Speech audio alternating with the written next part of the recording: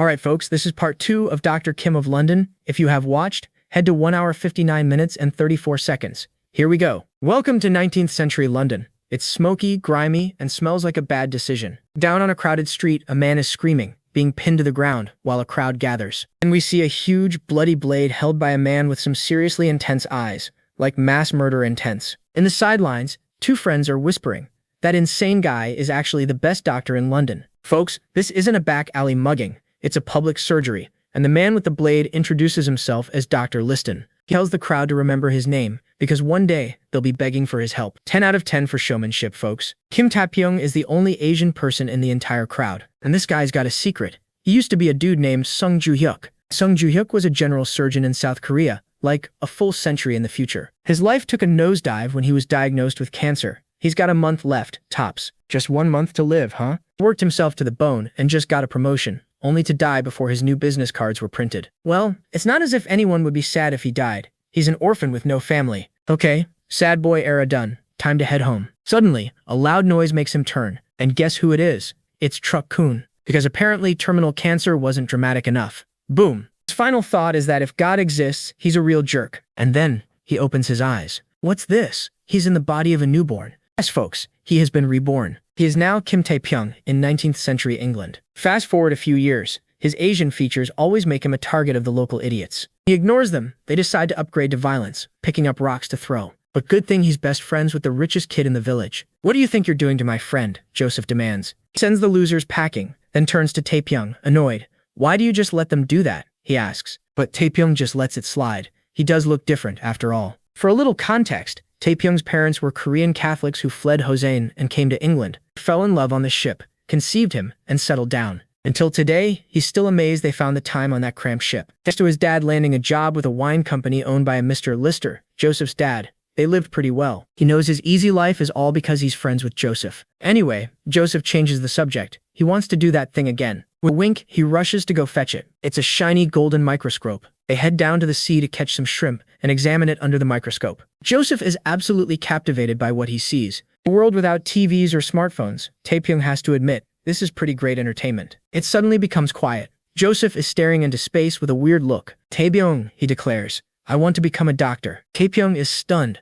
Did he get all that just from looking at a shrimp's heart? Wait, he isn't done yet. He asks his friend if he wants to come along for the ride too. Taepyeong is floored. Becoming a medical doctor again? In this century? It's a plot twist he never expected. Sometime later, our boys are on a road trip, 19th century style. The cart hits a bump, and Joseph's dad tells Taepyeong to hang on tight. Jokes that they can't have him breaking his neck before he even starts medical school. Joseph just laughs, completely used to his dad's terrible jokes. Taepyeong looks out at the scenery, admitting this is his first time leaving his tiny hometown. Turns out, Joseph went full-on dramatic mode to convince his dad to let them go. And he didn't just ask for himself, he begged his dad to sponsor Taepyeong too. He hyped Taepyeong up as a certified genius who would definitely pay him back later. Dad thinks it over for about 2 seconds while Taepyeong gives him the puppy dog eyes. And just like that, he agrees. Joseph is so thrilled he gives his dad a massive hug. He even offers a full tour of London. Man, this family is just way too wholesome. Taepyeong feels a little guilty accepting so much generosity, but hey, a free ride is a free ride. Still, he can't lie. He's pretty hyped to finally see the big city. And here it is,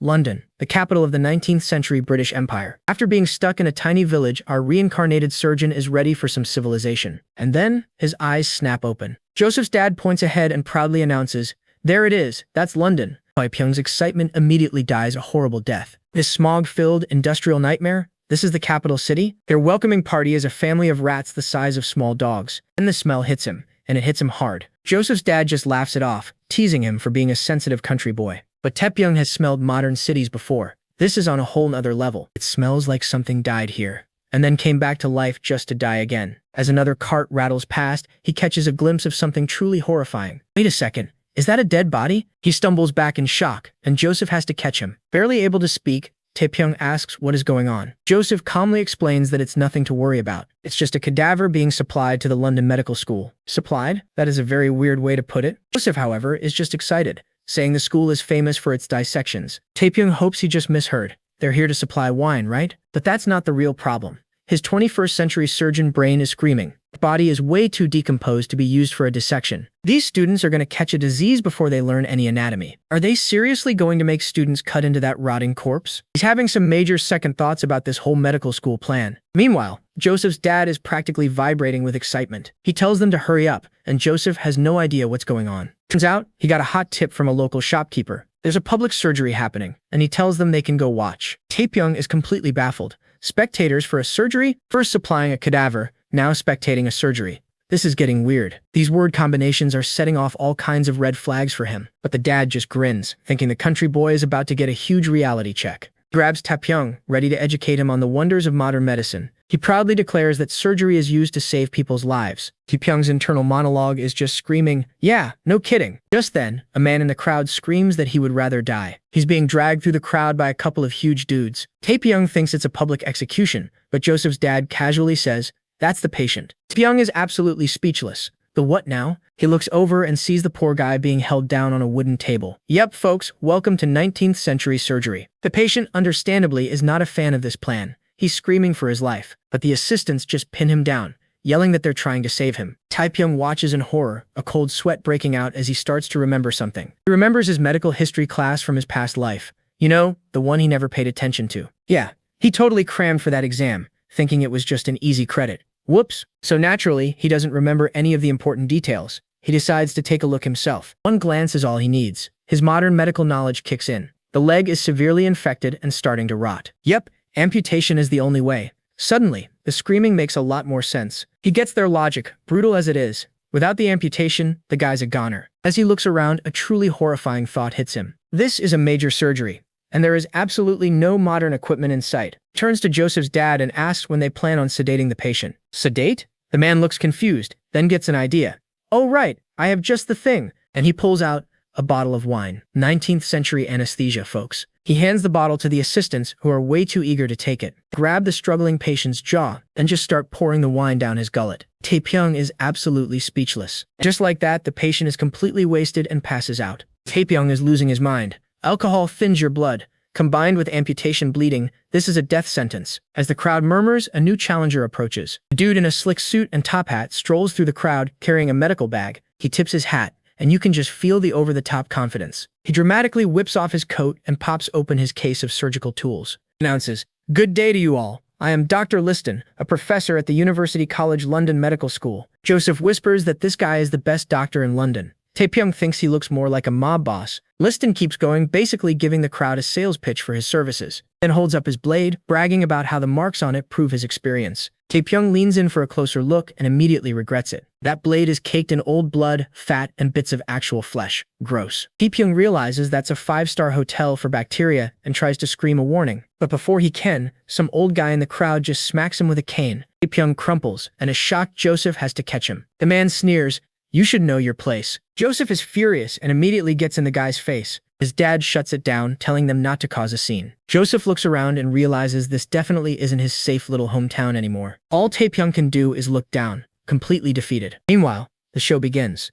Dr. Liston orders the patient's clothes cut off. The scissors rip right through the fabric. The smell of decay is so bad, Taepyeong can smell it from way back in the crowd. Slap a tourniquet on the leg, and Taepyeong is disgusted. No gloves, no masks, not even a little cleaning. Liston barks his final orders. Tie his thigh and hold it steady. Time me. Liston presses the filthy blade against the man's thigh. Taepyeong can only watch, his eyes wide with horror. In one blindingly fast motion, he slices deep into the leg. Blood immediately goes absolutely everywhere. Taepyeong is stunned. The cut was insanely fast and precise, right through skin and muscle. He has to admit, even in the 21st century, a surgeon that fast is rare. Next up, the doctor grabs a saw for the bone. He starts sawing like a man possessed. He's going so fast he accidentally saws off his assistant's fingers. Oops, all while the pocket watch keeps on ticking. 30 seconds, and the whole thing is over. Dr. Liston holds the amputated leg high like a trophy. He flashes a grin at the crowd. Legs, arms, jaws, call me anytime. I can saw off anything in 30 seconds. The crowd goes wild. Even Joseph is impressed, but Taepyeong is horrified. Meanwhile, the patient is awake again and groaning in agony, biting down on a stick. Taepyeong turns to Joseph with a deadly serious look. Joseph, still hyped from the show, grabs him. "We have to go to medical school. Wasn't that incredible?" Impressed? Not even close. Taepyeong thinks to himself, surgery isn't a circus, you barbarians. I'm going to change everything. But that night, Taepyeong's ambition twists into a full-blown nightmare. A level 999 barbarian version of Dr. Liston appears, welcoming his new patient. He's all smiles, asking if they should start with a simple leg amputation. Taepyeong is freaking out, insisting he's perfectly fine as shadowy hands grab him. He screams for help, but the giant just raises a massive blade, ready to get to work. Thankfully, he jolts awake before things get messy. His friend Joseph looks over, concerned, asking if he had a bad dream. Blinking away the horror, Taepyeong finally realizes where he is. It was just a dream. He's safe, rattling through the grimy streets of London in a carriage. He remembers how they got into medical school, and let's just say, it wasn't on merit. Joseph's dad explains they didn't want an autograph. They wanted to enroll. Liston scoffs at the idea. Then Dad plays his trump card, a little something called a considerable donation. Suddenly, Liston's entire attitude changes. Now, they're promising young men. Just like that, they were in. No tests, no interviews, just cold, hard cash. Taepyeong feels a little dirty about it. He still can't figure out Dr. Liston. England's greatest doctor is this thirsty for a donation? He briefly wonders if the guy is secretly broke, but dismisses the thought. A little later, Joseph stops them with a piece of paper. This is it, he says. They've arrived at the boarding house the school recommended. And my friend, their welcome wagon is a fresh pile of poop right on the doorstep. Taepyeong's first thought is that it's a hate crime. Is it because he's Asian, or because Joseph's a Quaker? Then he sees another dude just going against a nearby wall. The horrifying truth dawns on him. Nope. This is just Tuesday in 19th century London. They find their room, and it's about as glamorous as you'd expect. Joseph cheerfully calls it cramped, which is the understatement of the century. Taepyeong spots grimy sheets and a rat for a roommate. Then the smell hits him, that unmistakable, wafting stench of outdoor plumbing. He's only been gone a day, and he's already desperately homesick for clean air. He figures if this is bad for him, it must be torture for a rich kid like Joseph. But nope, Joseph is absolutely beaming, completely unfazed by the squalor. He turns to Taepyeong, full of excitement.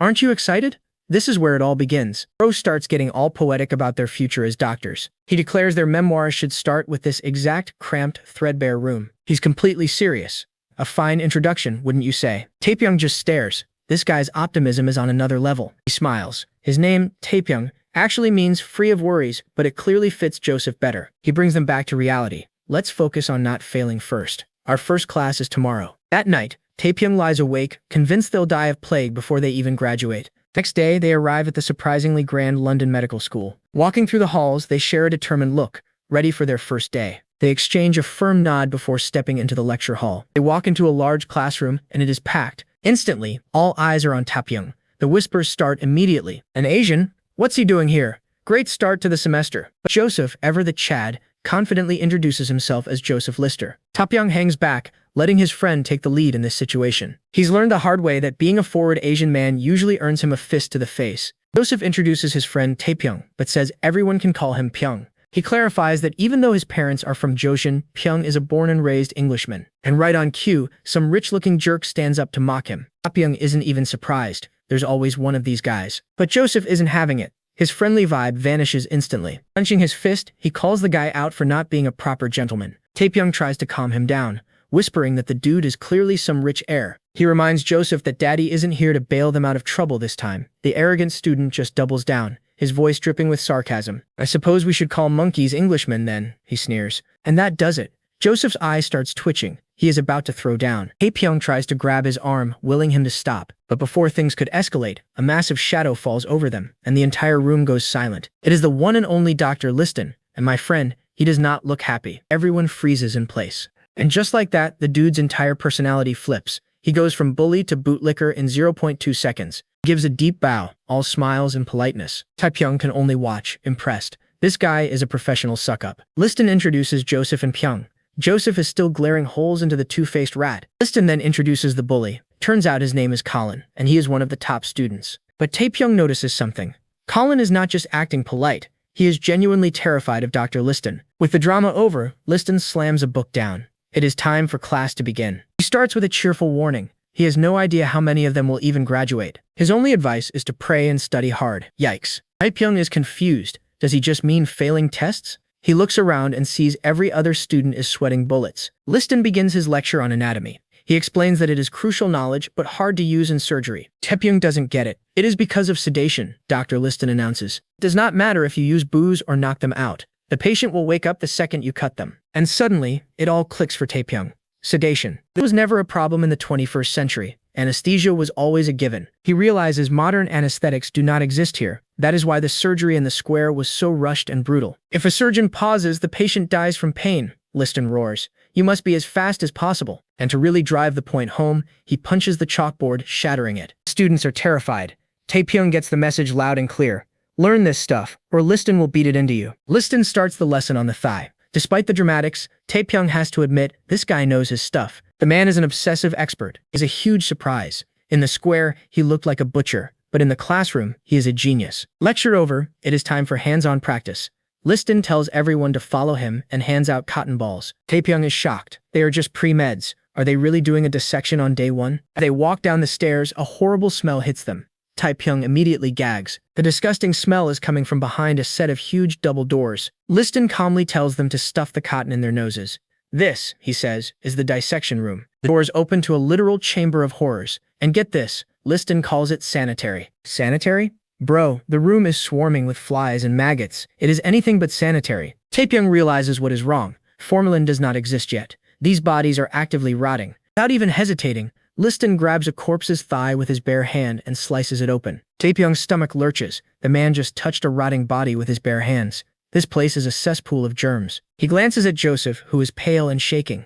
Oh no. Joseph bolts from the room and starts throwing up outside. Taepyeong follows to check on him. Taepyeong tells him it is a normal reaction. But Joseph feels weak, saying Taepyeong handled it just fine. Taepyeong cannot exactly tell him about his past life as a surgeon, so he just says the others have more experience. Still, he is proud of his friend. The fact that Joseph did not pass out shows how tough he really is. Just then, two upperclassmen walk out. One of them is clutching a bleeding hand. His friend asks if he is okay. The injured student Alfred brushes it off as just a small nick. His friend just tells him to stop the bleeding and come back. Taepyeong walks over. Excuse me, he asks. Did you get cut while dissecting? Alfred laughs. Yeah, my knife slipped while I was cutting into the abdomen. So embarrassing. A cold dread washes over Taepyeong. This guy has an open wound after touching a rotting corpse with his bare hands. And it all makes sense. Liston's warning about not graduating. He was not talking about failing classes. The students are dying. They are dying from infections. And if Taepyeong does not do something, this guy is next. Just as this chilling realization hits him, a man wheels a rattling cart towards the London Medical School. He calls out to a waiting professor, pulling back the sheet to reveal the feet of two fresh corpses. The professor notes they're not even cold yet. The delivery man just grins, confirming they're warm and fresh. But the dissection tables are full, so the professor says he'll only take one today. The man just bows, happy for the business. As he wheels the other body away, he cheerfully calls out, God bless you. Suddenly, his cart hits a rock, and the sheet slides right off the remaining corpse. And who happens to see this whole sketchy exchange? Our boy Taepyeong. The sight brings back Dr. Liston's warning about students dying during dissection practice. Horrified. So this is what they meant by corpses being delivered. He flashes back to the rope marks on the neck like he was just murdered. Don't these people care where this man gets his corpses? Alfred notices him staring and asks if he wanted to talk about something. Taepyeong quickly snaps out of it, trying to play it cool. He says he was just distracted by the creepy guy who passed by. Alfred just smiles and explains, oh, him? He's the one who delivers the cadavers. Yeah, he looks a bit scary. He says he heard the guy just collects unclaimed bodies. But Taepyeong knows better. This guy is making the bodies himself. He now understands the horrifying truth. The corpses are sourced from literally anywhere. That means these students are digging into bodies that died from who knows what, all while having open cuts on their hands. Alfred asks if this is his first dissection. Taepyeong can only think, dude, stop smiling. You're already halfway to the grave. He has to save him. He urges Alfred to get his wound treated, but Alfred just shrugs it off, saying the bleeding has stopped. Taepyeong insists it is not the bleeding he is worried about. But how does he explain germ theory to a guy from the 19th century? He gives it a shot, saying that decomposing bodies carry germs that can infect wounds. Hold up, an image of an angry mob screaming heretic and burning him at the stake while calling him Asian Satan. Bad idea. He has to warn him without mentioning germs. He also wonders if they would even believe an Asian man in this era. Thinking about this gives him a genius idea. He's got it. He puts on an air of mystery and begins, you know, I'm actually from the East. Alfred's eyes light up. So that's it. I thought you had jaundice. The ignorance is alive and well in this age. Alfred then asks where he is from, since he does not look Indian. Taepyeong is a little surprised, but hey, at least the guy is not dismissing him. That is a good sign. He figures that for a guy from this time period, Alfred is actually pretty decent. He clarifies that he is from Joseon and pivots back to the important part. Where I'm from, we never touch a corpse with a wounded hand. He keeps the lie going, saying it is believed that doing so leads to death. He silently apologizes to his ancestors for the fibe. Alfred is skeptical. Are you saying I will be cursed? That sounds like superstition, not science. Taepyeong can't believe he is being called unscientific by a 19th century dude. He quickly backpedals, saying it's not a curse but something else. He closes his eyes and thinks hard. Come on, 21st century brain, you have to save this guy's life. Then he lands on the perfect word. They say, the corpse releases bad energy. Both Alfred and Joseph jolt, repeating the word in confusion. Energy? Taepyeong leans into it, claiming that corpses release malignant energy, which enters through wounds. Operation Eastern Mysticism is officially launched, folks. But internally, he's cringing. Using the word energy because he can't say germs is destroying his pride as a modern doctor. Alfred thinks it over. Energy. Then he nods. That actually does make sense. Taepyeong is shocked. He actually bought it? So curses are superstition, but energy is science? Whatever, man. He's got no choice but to roll with it. He doubles down, saying he once saw someone in his homeland die after touching a corpse. He starts describing the symptoms. Redness and swelling at the wound. Alfred gasps and looks down at his own hand. Taepyeong continues, detailing how the whole body swells before the person loses consciousness and dies a painful death. He looks Alfred dead in the eye and says, "So right now, you are in serious danger." Alfred stares, completely horrified. After a long moment, he admits that he has seen those exact symptoms before. He confesses that a classmate who also practiced dissection had the same thing happen to him. In fact, several students die like that every single year. He always just thought the air in the dissection room was bad. He never would have imagined it was due to some kind of malignant energy. He panics and asks Taepyeong what he should do. First, wash your hand in flowing water, Taepyeong instructs calmly. Alfred immediately runs to the campus fountain, but Taepyeong stops him. The fountain flows right from the disgusting Thames River. Taepyeong says they need clean water. Boiled water would be good, but strong alcohol would be even better. He asks Alfred if he can get his hands on any. Alfred nods, saying he should have some at his home. He then begs, "Would you please accompany me home and help remove this malignant energy?" Taepyeong beams and agrees, thinking to himself that he has somehow become a full-fledged exorcist. He asks where he lives. The answer? Kensington. Taepyeong's jaw just about hits the floor. Kensington is one of the richest, most exclusive neighborhoods in the entire city. This guy is from some serious old money. Just then, an absolutely beautiful horse-drawn carriage pulls up to the street. Taepyeong stares in complete disbelief. He takes a private carriage to school? He totally reevaluates his new friend. Alfred did not seem like much at first glance. But is it possible this kid was super rich? Taepyeong steps inside and his jaw hits the floor. This isn't a house, it's basically a palace. Even Joseph, the richest kid back in their hometown, is speechless. This is a whole different tier of wealth. Alfred explains, almost offhand, that while his brothers went into the family business, he was the one who chose medical school instead. Taepyeong gets it immediately. Even when you're mega rich, the younger sons still have something to prove. Alfred turns out to be a genuinely good guy about it too, introducing them to the staff and making sure everyone treats Taepyeong with respect. Still, Taepyeong can't quite wrap his head around it. Why would someone this rich choose to spend his life dissecting corpses? No time to dwell on that though. Taepyeong snaps into work mode. We need to move fast. Bring me everything I asked for. First up, boiled water. Except the pot they hand him is so filthy he actually recoils. He barks at the maids to scrub it clean, then boil it again. Twice, apparently, is the minimum standard here. Explains patiently that they need to kill the germs in the water first, then let it cool before it's safe to use. Next, he rigs up a makeshift distiller for the alcohol. Honestly, the man's kind of a genius when he wants to be. He carefully collects the condensation, explaining that this will make the alcohol far more effective for disinfecting. Alfred, completely lost, just asks where on earth he learned to do all this. Without missing a beat, Taepyeong puts on his most mysterious face. In Choseon, Operation Eastern Mysticism is in full swing, and Joseph buys it completely. Wow, Yuseon really is an extraordinary nation. Showtime. Taepyeong preps to disinfect the wound, warning Alfred that it'll sting just a little. Alfred braces himself, gripping his arm, insisting he can handle it. He can't. Taepyeong scrubs the cut properly, and Alfred lets out a scream that probably rattled the windows. After that first burst of agony, his hand won't stop trembling. Taepyeong tells him calmly that the sharp pain will fade into numbness soon.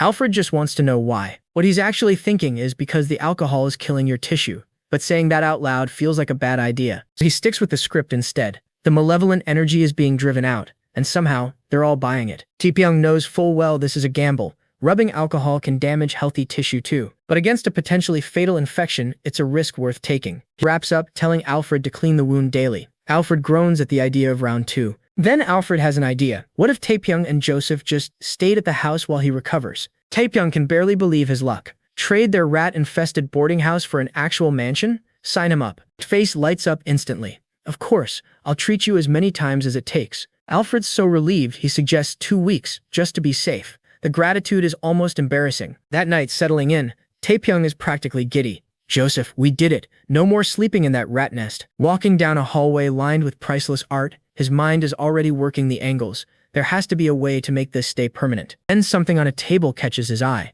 A Goryeo Celadon, an actual Korean national treasure, just sitting there. Next to it, something lumpy and unfamiliar. He picks it up and realizes it's raw, unprocessed rubber. Joseph explains Alfred's father brought it back as a sample. Nobody in the house has any idea what it's actually for. Taepyeong's brain immediately starts sprinting. Rubber. Here, he could make surgical gloves out of this. Joseph, unfortunately, isn't done. So what was that exactly about learning all this in Joseon? Points out, not unkindly, that Taepyeong was born in England and has never once left their hometown.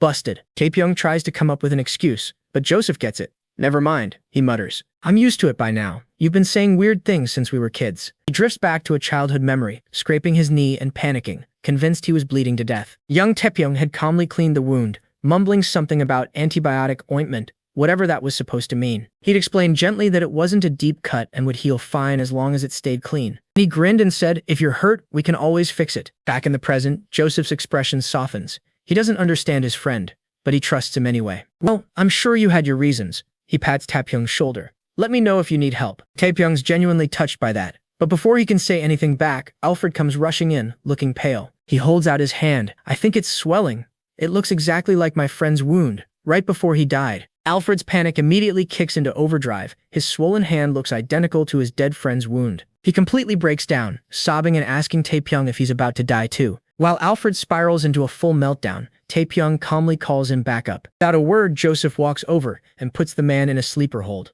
Problem solved. Taepyeong takes a closer look, pressing on the wound. Alfred yelps in pure agony. The diagnosis is instant, and it's not good. The wound is badly infected. Taepyeong grimaces. Back in his old life, a simple antibiotic shot would have handled this.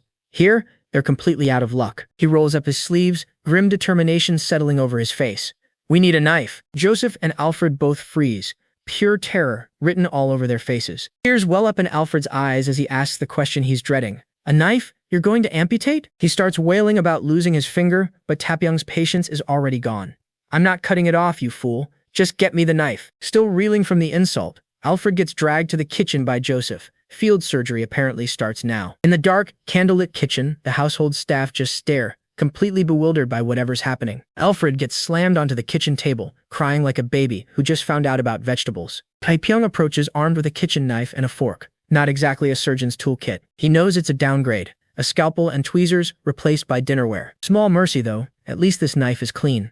Unlike the blood-crusted blade a certain Dr. Liston likes to use. He turns to the staff. Bring the alcohol I prepared, and help hold him steady. Dead serious now, he tells them. This is a matter of life or death. He makes a bold promise. He's not just saving Alfred's life, he's saving the finger too. This will hurt a little, he says, face half in shadow, but don't be afraid. Alfred, sweating buckets, has a reasonable question. How am I supposed to not be afraid right now? Step 1. Disinfection. Taepyeong pours alcohol over the wound and his tools, and Alfred screams accordingly. Step 2. He uses the fork to pry the wound open for a better look. Brutal, but effective. Peering inside, he sees the muscle, a sickly pale pink that shouldn't be there. It's not the healthy red it's supposed to be, and the smell says it all. His first disinfection wasn't enough. He miscalculated. This is a corpse-borne infection, the kind no modern doctor back home would ever see in practice. He looks Alfred dead in the eyes. You need to endure this, Alfred whimpers. It's going to hurt even more, Taepyeong warns. The knife comes down.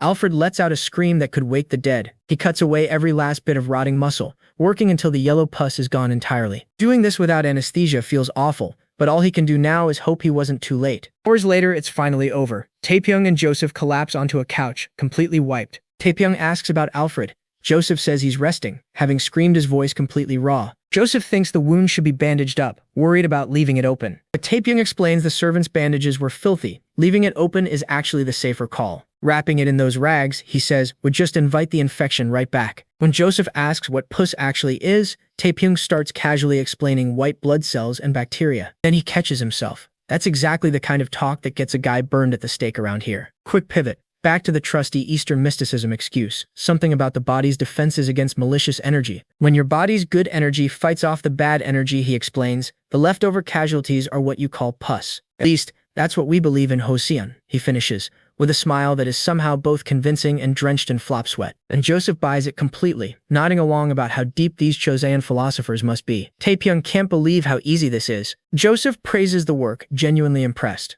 Taepyeong tries to play it cool, but something unfamiliar creeps in. He looks down at his hands. He just performed surgery with a kitchen knife and somehow actually pulled it off. Even in this new body, the skill's still there. Years as a surgeon left muscle memory that doesn't just disappear. For the first time, something like real hope sparks in his chest. Maybe he actually can change this era for the better. The hope doesn't last long. Back at the hospital, a stern professor tells the new students to stay quiet and just watch. Today's lesson, he announces, a lovely little procedure called bloodletting. The room goes visibly pale. Taepyeong can't believe what he's hearing. Wait, what? Why on earth are they taking blood from a patient? The patient on the floor is shaking uncontrollably, clutching his stomach in absolute agony. A pompous-looking doctor watches the man's sweat buckets and has the nerve to say, "That's a good sign." Good sign? Taepyeong's brain just short-circuited. The man is breaking out in a cold sweat. From his 21st century knowledge, this could be anything from cancer to malaria. A whole list of terrible, life-ending possibilities. The old-timey doctor, however, just confidently whips out this bizarre-looking multi-tool. Taepyeong stares, completely dumbfounded. It's a multi-purpose knife where every single tool is just another blade. Quick history lesson, folks. Humorism, an ancient Greek theory that the body has 4 fluids, and they still believe it in the 19th century. Because of this crackpot theory, they think draining bad blood is a legitimate treatment. Absolute madness. The doctor picks a blade from his collection, declaring, "This size should do." He brags about studying in France and tells the students to watch a real doctor at work. Then he leans over the patient and lines up the blade right over the man's stomach. He takes a small wooden bat and taps the back of the blade. And then, bam! He drives it straight into the man's gut. No hesitation. Blood splatters everywhere, even hitting Taepyeong's notepad as he just watches in pure horror. This barbaric tool is called a phleem. Its entire purpose is to stab patients and make them bleed out. Taepyeong is reeling. Did he just stab the guy's stomach without even aiming? Without disinfecting the blade? Did he even wipe it? Other students are actually eating this up, thinking blood just pooled in the guy's stomach. Taepyeong is internally screaming, "No! Do not learn from this quack." Suddenly, a figure looms up behind him. It's our favorite psycho doc, Liston. Taepyeong flinches, thinking a literal murderer just walked in. But the blood-soaked doctor just casually notes that the students are observing. The first doctor explains the patient has had abdominal pain for a week, and Liston agrees. He asks if they gave the patient opium, and it clicks for Taepyeong. That's why the patient's pupils were so unfocused. The doctor says they did, but the pain just comes roaring back. He suggests draining more blood, but Taepyeong has seen enough. He raises his hand. "Pardon me, might I examine the patient?" Both doctors just stare at him. The first one scoffs, asking what a rookie student could possibly do. Before Taepyeong can reply, Alfred jumps in to back him up. "Professor, he's from Chosun in the Far East. Their medicine is quite advanced." Doctor scoffs again. "The Far East? What could they possibly know about medicine?" Taepyeong just smiles, but in his head he's like, "At least we don't go around bleeding patients for no reason." He just says that their medicine is far from basic, and they even share knowledge with the Chinese Empire. Okay, that gets his attention. The mention of the Chinese Empire actually makes the doctor think for a second. Blood-splattered doctor shrugs and says it can't hurt to let him take a look. The first doctor smugly agrees, probably thinking it'll be funny to watch him fail. He gives Taepyeong permission to proceed. Taepyeong thanks him and rolls up his sleeves. It is time to show them how a real examination is done. He starts by bending the patient's knees and properly exposing his abdomen. The last guy did not even bother to take the man's shirt off before stabbing him. The patient groans, asking why they are letting a student near him. Taepyeong tells him to hold still, trying not to be insulted. Taepyeong presses on the man's stomach and asks where it hurts. The patient screams, "My stomach, you fool." Taepyeong calmly asks for more detail. Upper, middle, or lower part? The patient thinks for a second, then says, "The lower?" The bloody doctor watches with intense curiosity as Taepyeong asks if the pain is more to the left or right. Now that he has a better idea of the location, Taepyeong begins to press down. The patient grunts when he applies pressure, but when he suddenly lets go, the man lets out a massive scream of agony. Rebound tenderness. Bingo. That is the sign. This man's insides must be an absolute war zone. The pain started a week ago. Even something simple like appendicitis would be lethal if left untreated for that long. To make things worse, that quack has been draining his blood with a filthy, unsterilized tool. He has probably caused a secondary infection. The bloody doctor is amazed. What a novel method. Checking exactly where it hurts. He vows to use this technique himself. Taepyeong can hardly believe it. This guy hasn't even been asking patients where they hurt? What kind of doctor is he? He looks back at the patient and realizes his condition is critical. It might already be too late to save him. There is only one option left. He takes a breath and turns to the doctors. He looks them dead in the eye and asks, "How about we try opening his abdomen?" One of the other students immediately shouts, "You must be jesting." The bloodied doctor absolutely explodes. That would kill him. It is forbidden. A sensible surgeon does not operate on the abdomen. And just like that, they shut him down completely.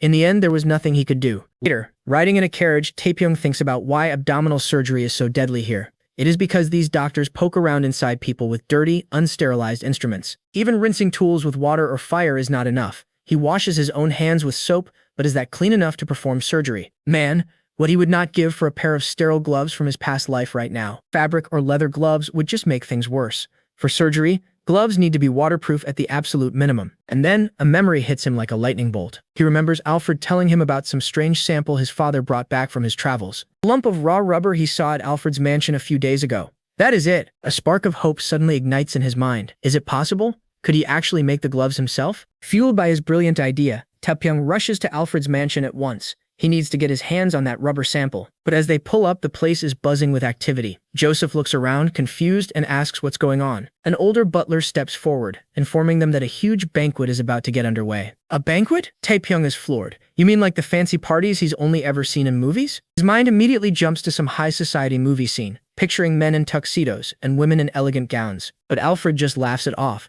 telling him to chill out. Nah, this isn't some fancy socialite ball. It's just a boring business gathering hosted by his dad. Later, as Taepyeong gently checks the bandage on Alfred's hand, a sudden knock echoes through the room. The door swings open, and a well-built man in a sharp suit steps inside. Taepyeong is taken aback. This guy is an absolute unit. He looks more like a soldier than a businessman, almost like Dr. Liston's brother. Alfred quickly introduces his friends, Taepyeong and Joseph, to his father. The man greets them with a smile, but his eyes immediately lock onto Taepyeong.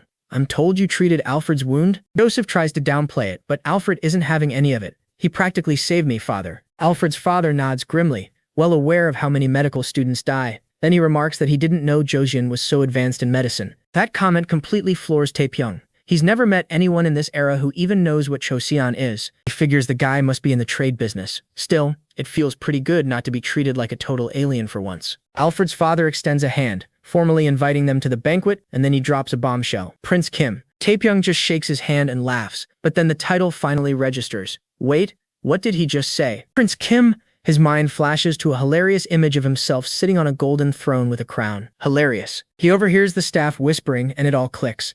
Alfred's well-meaning praise has snowballed into a massive misunderstanding. He quickly tries to correct the record, insisting he's just a regular guy and not worthy of a title like that. Alfred's father just smiles, thinking it's royal modesty.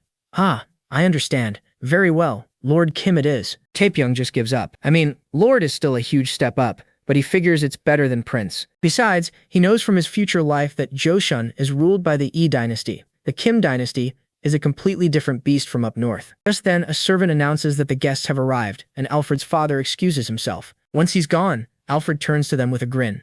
So, want to go see what the banquet's like? Joseph politely declines, laughing that they'd be out of place.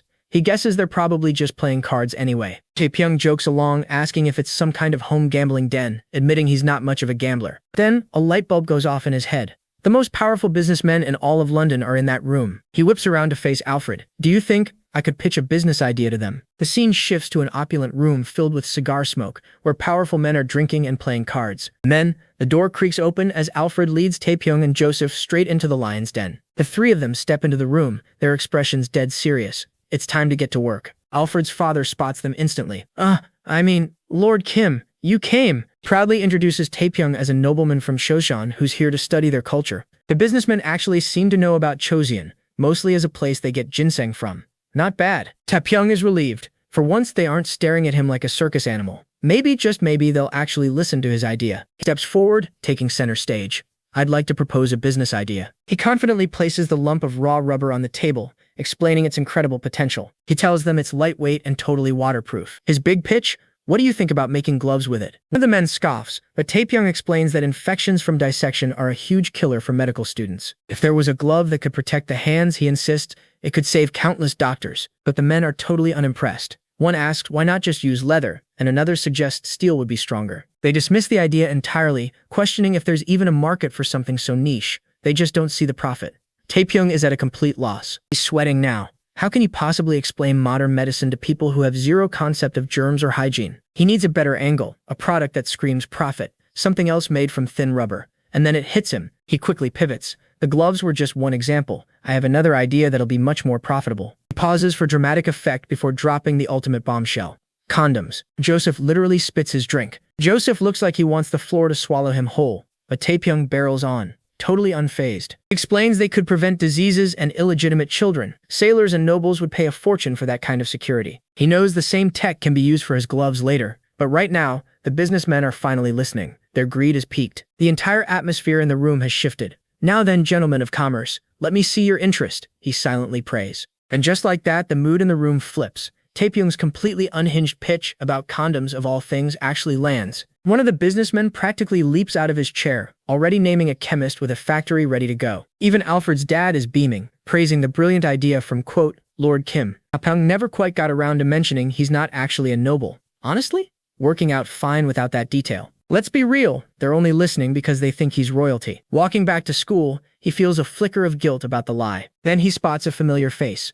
Oh great, Colin, the smug jerk from day one. Colin glances back with a little smirk, and just like that, the guilt evaporates completely. Yep, keeping the Lord Kim title. Want me to give him a good punch? Joseph interrupts his thoughts. They have no idea who this guy is. Alfred explains. Colin, one of the top new students. Oh, this kid actually got in because of his brain, and not because he bribed his way in? Shocked Pikachu. Turns out Colin's family are direct business rivals of Alfred's father.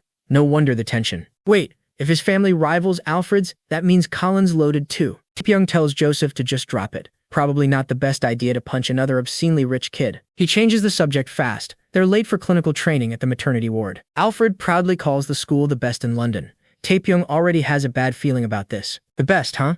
What they walk into is pure chaos. A massive room packed wall-to-wall with women in labor. Nurse, doing her best, tells one patient to just hang on a little longer. Taepyeong's stunned. There must be 30 patients crammed in here. Back home, 6 beds to a room felt crowded. A man claps his hands sharply, demanding attention. This is Professor James Blundell, and he's hailing this a light day. He reminds the room that lives are on the line. Joseph mutters that the man's a bit obsessive, though honestly, fair enough given the chaos. The professor announces they're starting immediately. A patient's about to deliver, right now. Taepyeong's no expert, but he can already tell this woman is in serious trouble. She needs help immediately. Blundell starts the lesson by ripping the sheet clean off the patient in front of everyone. What is he doing? You can't just do that without asking. A curtain would be nice. In this packed room, there's exactly zero privacy. Even her husband just stands there, doing nothing. Apparently, that's just how it worked back then. The professor explains a manual exam is needed. The baby's head is large, so an incision might be next. Okay, Taepyeong thinks. Maybe he knows what he's doing. He's just trying to help. Probably.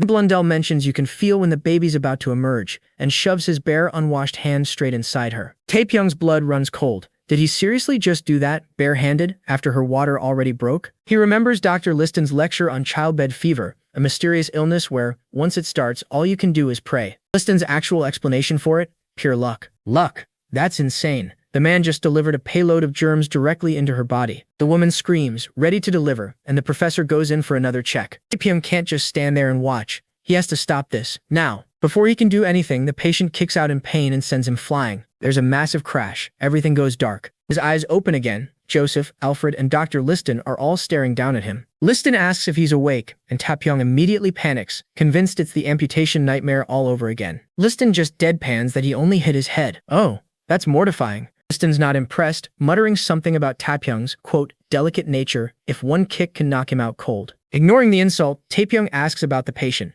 Alfred says she delivered safely and was moved. Relief, or is it? He knows the real danger. The infection won't show up for a while yet. And Joseph points at his back. Hey Pyong, you've got a maggot on you. He yelps, finding even more on his jacket and completely loses it, demanding to know why there are maggots on the bed. Alfred explains, unbothered, the bed was just moved over from the dissection room, where they keep the cadavers. Taepyeong's head snaps up in horror. They're storing dead bodies right next to the maternity ward? Pure nightmare fuel, folks. And it gets worse. Alfred casually mentions the bed Taepyeong's been using as a hand-me-down from the corpse in the dissection room. Taepyeong, trying not to vomit, asks if they at least change the sheets. The answer? Only if the new patient brings their own. The sheer lack of basic hygiene in the 19th century is hitting him like a truck. He realizes most of the poor women in this ward can't afford to bring their own bedding. And honestly, in an era where doctors think germs are a myth, why would they even think to ask? But then, Taepyeong gets a devious idea. Bro is about to cook. He takes off his coat and offers it to them. Would you mind smelling this? One of them takes a hesitant sniff, immediately gags. They tell him to use some cologne, but Taepyeong says they're missing the point. He looks them dead in the eye.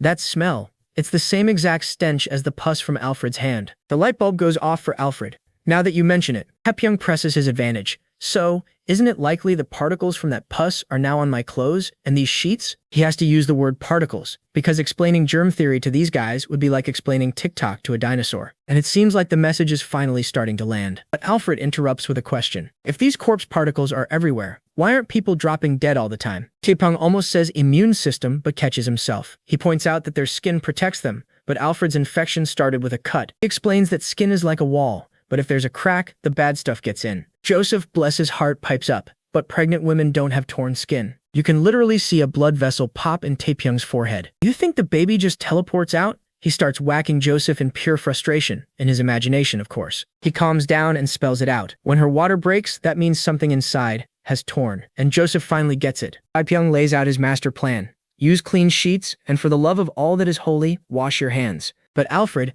ever the man of science, remains skeptical. He argues they rely on observation and inductive reasoning. To him, a doctor's dirty, bloody hands are a badge of honor, proof of hard work. What the? He dismisses Taepyeong's idea, saying, we don't wash our hands and we're fine. Taepyeong realizes talk is cheap. If these guys take pride in being walking petri dishes, he needs cold, hard proof. Then it hits him. Joseph's own argument is the key. Statistics. If they want inductive reasoning, he'll give them all the data they can handle. He immediately turns to the head honcho, Dr. Liston. Check out the other rooms in the maternity ward. Liston is surprised for a second. Then he grins, impressed by his zeal. He gives him the green light. Perfect. Taepyeong's new mission is to find just one doctor in this entire hospital who washes their hands. But after searching all day and into the night, his hope dwindles. He finds absolutely no one, not a single soul. He's defeated. How can not even one doctor wash their hands? Do they even clean them after using the toilet? He rages, venting it all out on poor Alfred's hand. He even checked other hospitals, and if theirs is bad, the others are straight-up nightmare fuel. Dozens of women were crammed into stinking rooms on filthy beds. And the worst part? To stop the women from ending it all in that hellscape, their solution was to put the windows too high to jump from. Genuinely brilliant problem-solving, folks. Those callous morons. Taepyeong see this. If people want to die, maybe, just maybe, improve the conditions. He sighs, exhausted. How long will it take for basic common sense to become common knowledge? He's been reduced to boiling regular sewing thread to use as sutures. He knows he'd be sued into the Stone Age for this back in his own time. Suddenly, the door opens. A woman asks where the expectant mother is. Taepyeong is confused. He asks if Alfred's mother is expecting, since he's never seen her. Alfred just gives a soft, sad smile. My mother died giving birth to me. Oof. Talk about a mood killer. Alfred explains that a midwife has been called for one of the maids who's in labor. He just hopes everything goes well. This sparks an idea in Taepyeong's mind. Shall we go check it out? Points out they just had maternity ward training. They might actually be useful. Alfred thinks it over and agrees. Why not? Taepyeong knows this is different. This isn't the hospital. It's a private home. Here, he can actually step in if he sees them doing something dangerously stupid. As they arrive, a maid hands them the boiled water they asked for. Taepyeong peeks inside and sees the midwife scrubbing her hands and forearms. He's completely stunned. A midwife who actually washes her hands? Folks, he's found his unicorn. And just like that, the show begins. A woman screams as the midwife gets to work, barking orders. Taepyeong and the boys are glued to the scene, completely stunned. He's completely captivated. This isn't just a midwife. This is an absolute pro. She delivers the baby with a level of skill that puts every student in the room to shame. She wraps the baby, then immediately washes up again. Her movements are clean and efficient. My man is floored. Even with his 21st century knowledge, this level of raw experience is something else. He watches as she washes the infant in boiled water and gently tends to the exhausted mother. Every single thing she does is sanitary. It's the complete opposite of that hospital death trap. He's gotta know why. He approaches the midwife, who looks a little surprised to be addressed by him. He gets straight to the point. Why do you wash your hands with hot water? She seems a bit confused by the question, but says it's simply how she was taught. He asks if she knows the reason why, but nope. Her teacher learned it from her teacher, and it clicks. She doesn't know the science. It's just a tradition passed down through generations. These midwives figured out how to keep people safe through pure experience, not dusty textbooks. Later, Taepyeong watches the midwife leave from the window. Joseph walks up behind him, looking unusually grim. The whole experience clearly shook him. He starts talking about how much his own mother must have suffered. Taepyeong tries to steer the conversation, saying, those midwives are something else, right? But Joseph completely misses the point. He just complains that she was too slow. Wait, what now? He thinks washing her hands was a waste of time, while the mother was in so much pain. Alfred chimes in, blaming it on her lack of proper education. Oh, the irony. They decide this proves all births should be in hospitals. Taepyeong is just speechless at the stupidity. He wants to scream at these fools. Instead, he goes back to the hospital to find some cold, hard proof. He finds a nurse and asks how many cases of childbed fever they've had recently. She just gives him a blank stare. Why would anyone ever need to know that? He realizes this is pointless. The doctors here are basically butchers and nursing isn't even a real job yet. He asks if there are any records at all, but the nurse just shrugs him off. Suddenly, a little voice cuts in. A young girl carrying a laundry basket says there are documents. The nurse casually explains that this child is also a nurse. Taepyeong is floored. He knew child labor was a thing in this era, but seeing a kid working in a hospital just hits different. Kid looks grimy, but hey, a job's a job in this century. Probably better than the alternative. He asks if he can see the patient documents she was talking about. She gives him a long, serious look, then just says, "Follow me." She leads him to a dusty office overflowing with paper and points to a stack she sorted. He starts digging through them. All he finds are crude tallies of patients in and patients dead. He asks about the cause of death. The girl says she has no idea, because she can't write. Well, this is a dead end. Without a cause of death, he can't actually prove his case. But even the basic numbers are horrifying. For every 10 women admitted, 1 or 2 die. These were healthy women, folks. That mortality rate is completely insane. He asks about deaths after they leave. The girl says that's impossible to track. The real death rate, the one they aren't counting, could be as high as 1 in 3. He crushes the paper in his hand. This isn't a maternity ward, it's a murder factory. He has to make them see the truth. He turns to the girl and asks where to find the midwives. Turns out, some are at the hospital right now. The doctors can't handle every birth alone. Soon he's facing 3 very skeptical midwives, ready to start his investigation. He whips out a notepad and gets right to it. On your house calls, how many patients have died? One woman scoffs at the insulting question. She says none of her patients have died in months. And there it is, the proof. Their patients are actually surviving. As he asks more questions, one of them complains about doctors always looking down on them, but the little nurse is amazed. She says it's the first time a doctor has ever bothered to listen. He doesn't just listen, he takes careful notes and even pays them, earning their trust. He's gathered all the data. Alone, the numbers were meaningless. Together, they tell a powerful story. Armed with his proof, he strides through the hospital grounds, looking for his target. He finds Dr. Blundell and calls out, "I have something to show you." He slams the papers down on the desk, hard. He lays out the stone-cold facts. A 21% mortality rate for hospital births, compared to just 1.8% for home births. Blundell's reaction is, absolutely nothing. He just gives the paper a bored glance. Our boy is flabbergasted. This dude should be freaking out, but he clearly could not care less. Taepyeong tries again, pointing out the hospital's death rate is 10 times higher.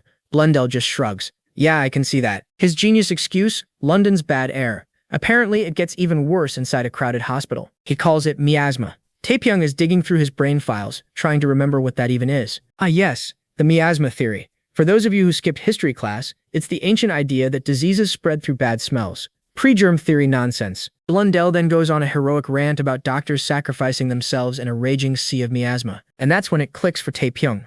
This guy isn't just clueless. He's got a full-blown martyr complex. Bro is completely high on the idea of sacrificing himself for his patients. This is going to be way harder than he thought. But just as our hero is about to give up, Blundell leans in. A tenfold difference, you say? How intriguing. Suddenly, the door creaks open. A voice says, "Tell me more." And in walks Dr. Liston, covered in blood and holding his massive knife. Taepyeong watches as even Dr. Blundell flinches at the sight of his coworker. Liston strolls in, absolutely loving the terrified looks he's getting from everyone. Liston claims the miasma theory is common knowledge, but Taepyeong immediately shuts him down. Not at all. Thinking on his feet, Taepyeong does a complete 180. Yes, of course I've already considered it. He claims he first suspected miasma, but then he discovered something else. Hand washing. Blundell isn't buying it, but Liston is completely hooked. A fresh perspective. Liston slams his giant knife on the desk, startling Blundell. He thought out of the box. We have nothing to lose by trying it. Cornered, Blundell caves. Fine. 1 ward only. He gets 1 month. Taepyeong can't believe it. He actually won. But the celebration is short-lived. Back at the hospital, the other doctors are furious. Taepyeong calmly explains the new rule. For 1 month, they will wash their hands before seeing patients. One doctor complains about how harsh the substance is. Taepyeong just deadpans, yes, it's harsh. Because folks, it's literally bleach. He'd considered other options, but boiling water was too slow, and the good alcohol was way too expensive. So he had to compromise with the skin-burning chloride of lime. One of them throws a full-on tantrum. "I'm done with this nonsense. Why should we obey you? Let's just leave." This is exactly what Taepyeong expected. He's learned that to persuade people, you need more than evidence. You need power. He calmly asks the doctors to wait, as Joseph steps up behind him, holding Liston's giant, terrifying knife. Then he drops the bomb. This order also comes from Dr. Liston. A quick flashback shows Taepyeong swiped the knife and gave it to Joseph for this exact moment. A true Chad move. The doctors gasp in total terror, thinking Liston's ghost has come to enforce the rule personally. Completely defeated, they scramble to wash their hands, begging Taepyeong not to snitch on them. Taepyeong stands victorious with his friends, All right, our turn to wash up. In the background, Colin shoots them a dirty look. And just like that, a month goes by. Inside the hospital, a nurse sifts through records. Her superior asks for this week's body count. The young nurse falls silent, a worried look plastered on her face. Meanwhile, Alfred catches up to Taepyeong outside. He says his father wants them to visit the factory. The factory? Taepyeong asks. Alfred blushes. You know, that rubber. It seems they've created a prototype. So, about that rubber prototype. Taepyeong and his crew, including the absolute unit Dr. Liston, take a carriage into the rougher side of London. Taepyeong is a bit confused. He was expecting a clean laboratory, not a grimy factory district. The driver warns him not to make eye contact since people here will fight over anything. But Taepyeong isn't worried. I mean, who in their right mind would mess with a dude built like Dr. Liston? Speaking of, Liston is practically buzzing with excitement to hear Taepyeong's latest idea. Taepyeong just plays it cool, admitting he's not totally sure how it will pan out. The carriage stops, a door creaks open, and two absolute mountains of men with a Peaky Blinders vibe welcome them inside. Okay, now Taepyeong is a little nervous. He's pretty sure even Dr. Liston would have his hands full with these guys. One of the workers proudly presents their creation. It's a thick, lumpy, flesh-colored tube. Taepyeong just stares, trying to figure out if he's looking at some kind of giant rubber worm. Man then says the magic words. Here is the condom you requested. And boom, Taepyeong's brain just blue screens. He's staring at this monstrosity thinking,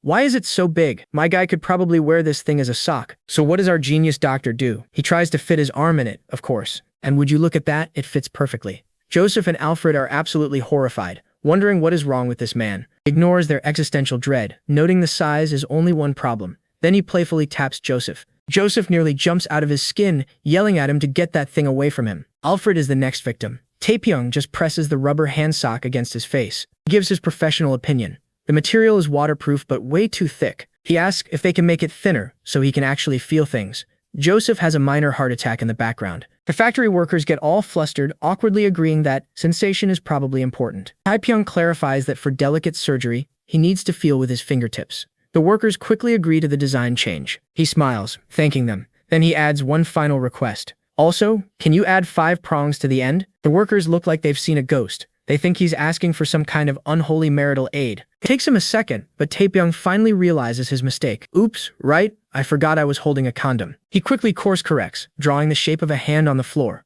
He wants gloves, not whatever they were thinking. The factory manager considers it. Since gloves don't need to be as thin, he figures it'll only take a week. Suddenly, it all clicks for Alfred. Dr. Liston is also intrigued, seeing a good test for his harmful particles theory. Taepyeong explains the gloves will make surgery safer and stop students from dying during dissections. Liston chimes in, saying the condoms are a great idea too. He points out that London has a bit of a problem. He does have one tiny critique. He looks at the arm-size prototype and asks, isn't this a little small? So Liston pulls one of the workers aside for a private consultation. The poor guy comes back looking like he's stared into the abyss. Liston returns, calmly suggesting they offer a wider variety of sizes. Taepyeong and Joseph are just completely broken at this point. With business handled, Taepyeong heads back, hopeful that in just 1 week they'll have proper surgical gloves. Until then, it's back to the harsh hand washing. But hey, maybe the suffering will make them appreciate the gloves more. Back at the hospital, one of the doctors isn't taking it so well. He smashes a pitcher in a rage, splashing Taepyeong. It's Colin, and he's leading a rebellion.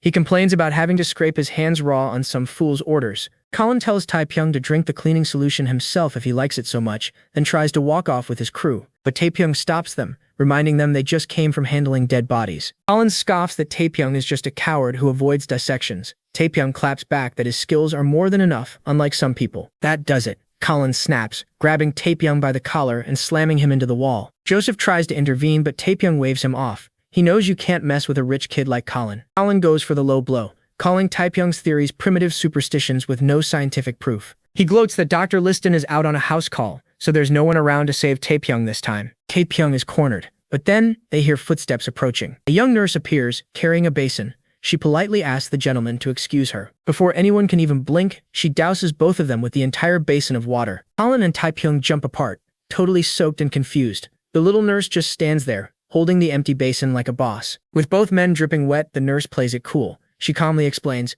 "My apologies, sir. I slipped because it was too heavy." Then she points out how none of the so-called gentlemen even offered to help her. Passive-aggressive perfection. Ignoring their shocked faces, she just starts washing her hands, leaving them to marinate in their own failure. And that's the cue for the head nurse to roll in with her entire squad, telling the doctors to get out of the way. The head nurse barks out an order for everyone to line up and wash their hands before heading inside. The young nurse then turns to the doctors and asks if the soap is a little too stingy for them. Colin's face turns beet red. Totally defeated, Colin starts scrubbing, trying his best not to complain in front of the ladies. Taepyeong winces too. That soap is no joke. The nurse just gives Taepyeong a little shrug, completely unfazed by the chaos she just created. Taepyeong thanks her, but she's all business. She says she wasn't helping him, they just really needed to wash their hands. But then she gets serious, telling him that she and the other nurses have noticed something really important. The big secret? Fewer patients are dying in his ward. An older nurse confirms it, since they're the ones who see the real numbers. Then she hands him a stack of papers. She sorted all the records for him. Taepyeong is visibly moved as he runs off with the data. Results are absolutely insane. A 24% death rate in other wards compared to just 4% in the hand-washing ward. Taepyeong presents his findings to the senior doctors, basically telling them the numbers don't lie. Blundell is skeptical. All this from just washing hands? His ego clearly can't handle a student being right. When asked who did the research, Taepyeong gives full credit to his friends and the nurses who gathered the data. Taepyeong realizes Blundell isn't questioning the science. He's just furious that an Asian newbie proved him wrong. With Blundell's pride in the way, their only hope is Dr. Liston, and right on cue, Liston slams his hand down, shouting, "How fascinating." Liston sweeps the papers aside and makes a call. They'll continue the trial for another month. The other doctors look terrified, but Taepyeong is ecstatic. Later, Taepyeong thanks him. Liston simply says that as scientists, it's their duty to never stop trying new things. But then he gets serious.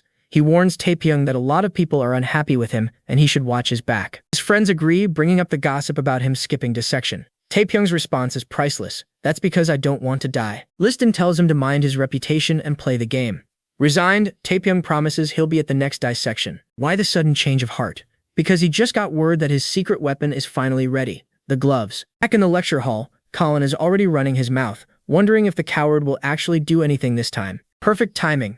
Alfred walks in with a box and says, "I brought the gloves." He even brought 5 extra pairs. Alfred smartly suggests they give the extras to Dr. Blundell and Dr. Liston. Taepyeong loves the power move. Moments later, Dr. Liston walks in, announcing 3 fresh cadavers. He starts splitting them into groups, and of course our boys are up first. Then, Liston adds one more name to their group with a mischievous look. "Colin, you join them as well." "Oh, this is gonna be good." As the dissection is about to begin, Colin immediately starts running his mouth. "Stand aside, coward. Wouldn't want you to wet yourself." But just as he reaches for the tools, a hand comes out of nowhere and stops him cold. Surprise, it's Dr. Liston. He looks right past Colin and tells Taepyeong to take the lead this time. Colin is absolutely floored. "Him? Not me? But I always lead the dissection." Liston basically tells him to sit down and let his classmates have a chance to study. Colin just grumbles about Taepyeong slacking off. One of the other students whispers to Alfred, wondering why he isn't getting a chance instead. He asks if Alfred is offended a first year is taking his spot. Alfred's reply is simple, "I'm not offended." He then turns to Colin and states, "I don't know about you, but I think Pyong is a genius." Alfred even smiles, saying he's interested to see what our boy will show them today. Colin is just seething with silent rage. Bro did not see that coming. Taepyeong notices the death glare and calmly picks up the box of rubber gloves. He thinks to himself, time to show this clown what an Asian monkey can really do. Colin immediately scoffs, mocking him for not wanting to touch the body with bare hands. Taepyeong just tunes him out. Internally, Taepyeong notes that the stomach was his specialty in his past life. But for these guys, it's uncharted territory. He knows if he opened up the torso right now, they wouldn't even have a clue what they were looking at. So, he decides to start with something they've all studied thoroughly. The limbs. With hands as steady as a rock, he brings the scalpel down to the corpse's arm. Right on cue, Colin starts yapping again. "Look how slow he is. This is gonna take all year." Taepyeong glances back with a little smile. "Of course I'm slow. I'm not trying to remove it." With insane precision, he slices the blade at an angle, going no deeper than the skin. Then, protected by his gloves, he slips his fingers between the skin and muscle. And with a sickening rip, he pulls the entire layer of skin clean off the muscle tissue underneath. Colin's jaw hits the floor. He is utterly speechless. The other students are just as shocked. What in the world? He separated the skin. Joseph is blown away. Who knew muscles could be seen this clearly? And there's hardly any bleeding. Taepyeong just gives a little shrug. It's a basic technique called fascial dissection. He knows the skin isn't firmly attached to the tissue below, so it can be peeled away just by pushing. And since they don't use modern preservatives here, the soft tissue makes it even easier to work with. He allows himself a small, private moment of satisfaction. After all, they used to call him a genius for a reason. Dr. Liston is in absolute awe. "By God, how did you do that? You have almost no dissection experience." Taepyeong starts to sweat.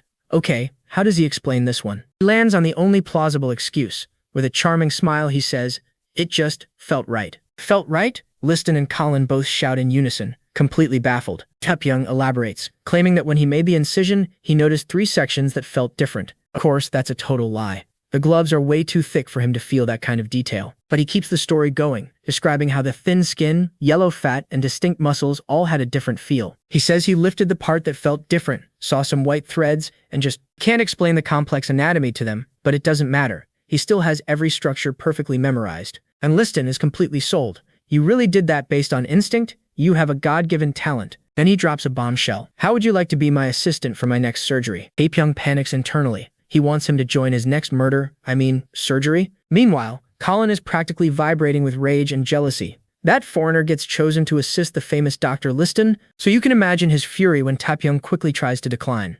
Oh, I couldn't possibly. I'm just a first year. But Liston won't take no for an answer. The year you're in has nothing to do with how good you are. Don't think of it as a burden. Then suggests a more casual setting. Some acquaintances of mine are hosting a little party. Why don't you join me? Taepyeong realizes Liston is trying to get closer to him. This could be a very good opportunity. If Dr. Liston is on his side, things will get much easier. Besides, he's too scared to say no to that creepy grin. All right then, I accept. Liston laughs, delighted. Wonderful. Bring your friends as well. Colin watches the entire exchange, practically stewing in envy. Suddenly, he blurts out, Doctor, may I join as well? Pyong and I grew quite close during today's session. Pyong is stunned by the sheer audacity of that lie. Colin just puts on a smug, closed-eye smile, oozing fake sincerity. Liston agrees easily. Oh, you can come too.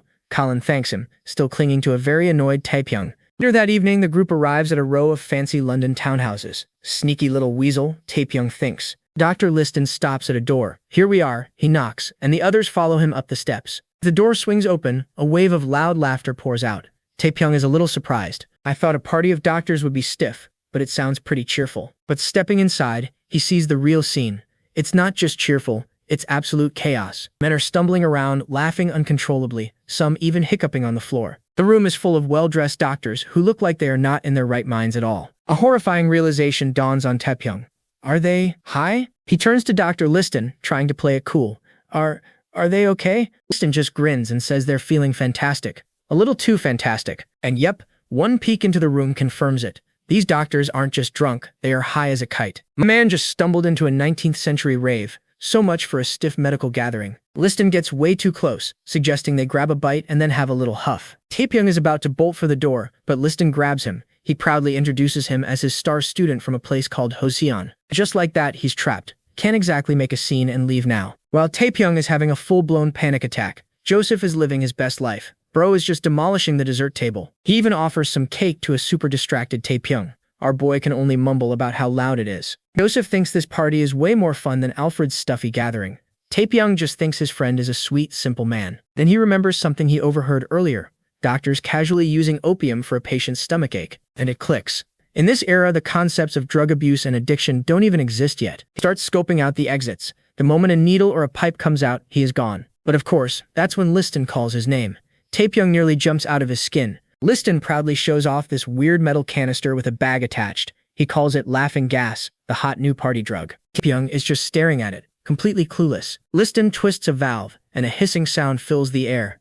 Gas starts pouring out of a nozzle. Before Taepyeong can even blink, Liston grabs him and shoves the nozzle right in his face. Liston has this completely unhinged grin. Yep, Taepyeong definitely missed his escape window. But out of nowhere, Colin intercepts the nozzle. He shouts that he can huff it way better. Liston just laughs, entertained by this absolute clown. Too late though, the gas is already in the air, and Taepyeong's world starts to tilt. He feels his mind getting fuzzy, his control slipping away. Next thing he knows, he's on the floor laughing his head off for no reason. Then, a moment of clarity cuts through the haze. He has got to get a grip. He stumbles to his feet, still dazed, but determined to get out of there. He makes a break for the door, and immediately faceplants over some guy on the floor. He starts to apologize, but the dude just gives him this super creepy grin. The guy then leaps to his feet, laughing like a maniac. He clearly didn't feel a thing. Taepyeong is completely stunned. A fall like that should have hurt. A lot. Before he can think, a wobbly Colin stumbles right in front of him. Colin gets right up in his personal space, slurring insults. Bro is clearly wasted. Insults get racist, mocking Taepyeong's background and calling him a brat.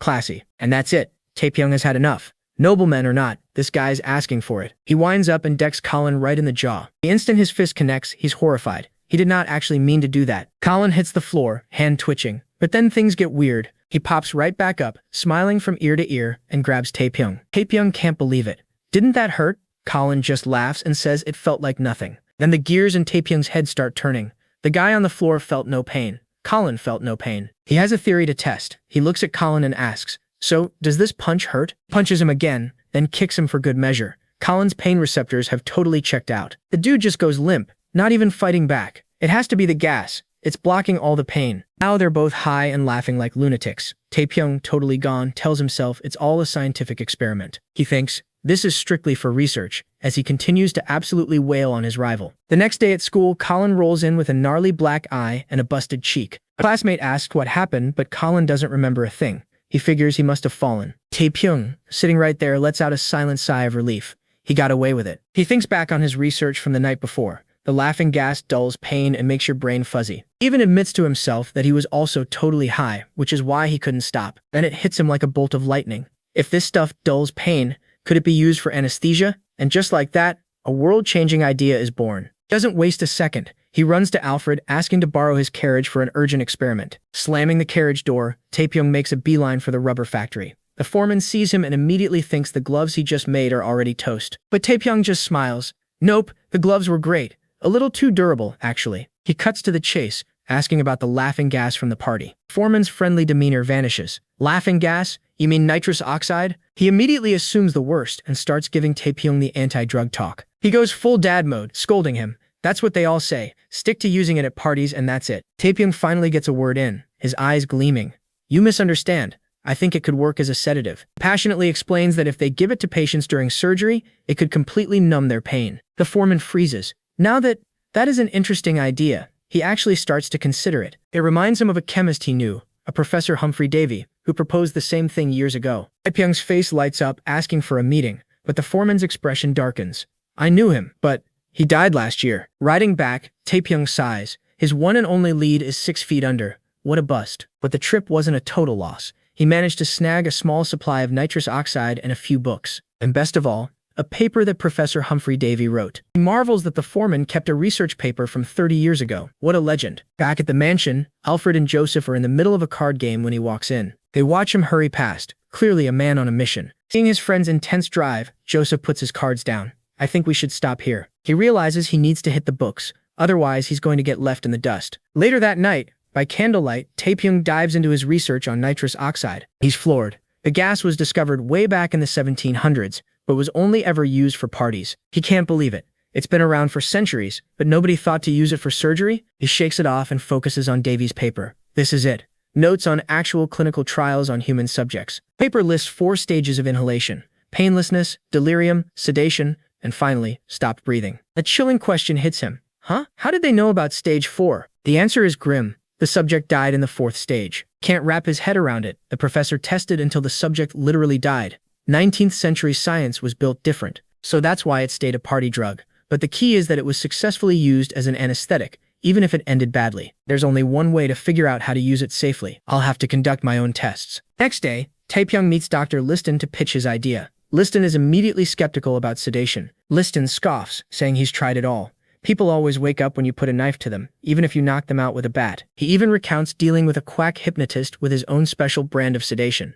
Taepyeong's smart enough not to ask if the guy survived. Taepyeong quickly changes the subject, specifying he wants to use laughing gas. He explains the incident at the party. I beat him. I mean, he seemed to have taken a tumble, but he didn't even feel it. So, couldn't they use that power for surgery? Liston strokes his chin. The gears in his head start turning. Taepyeong waits anxiously. Liston admits he's tried this stuff himself, but for surgery, he's actually considering it. Liston asks if he's run any tests. Taepyeong grins. That's exactly why I came to you. I was hoping you could help. He lays out the plan. Use the college's research funds to get lab rats, scales, and everything they need for a proper experiment. Liston grins. Of course I can. Then he asks if Taepyeong brought the gas. Then we can begin immediately.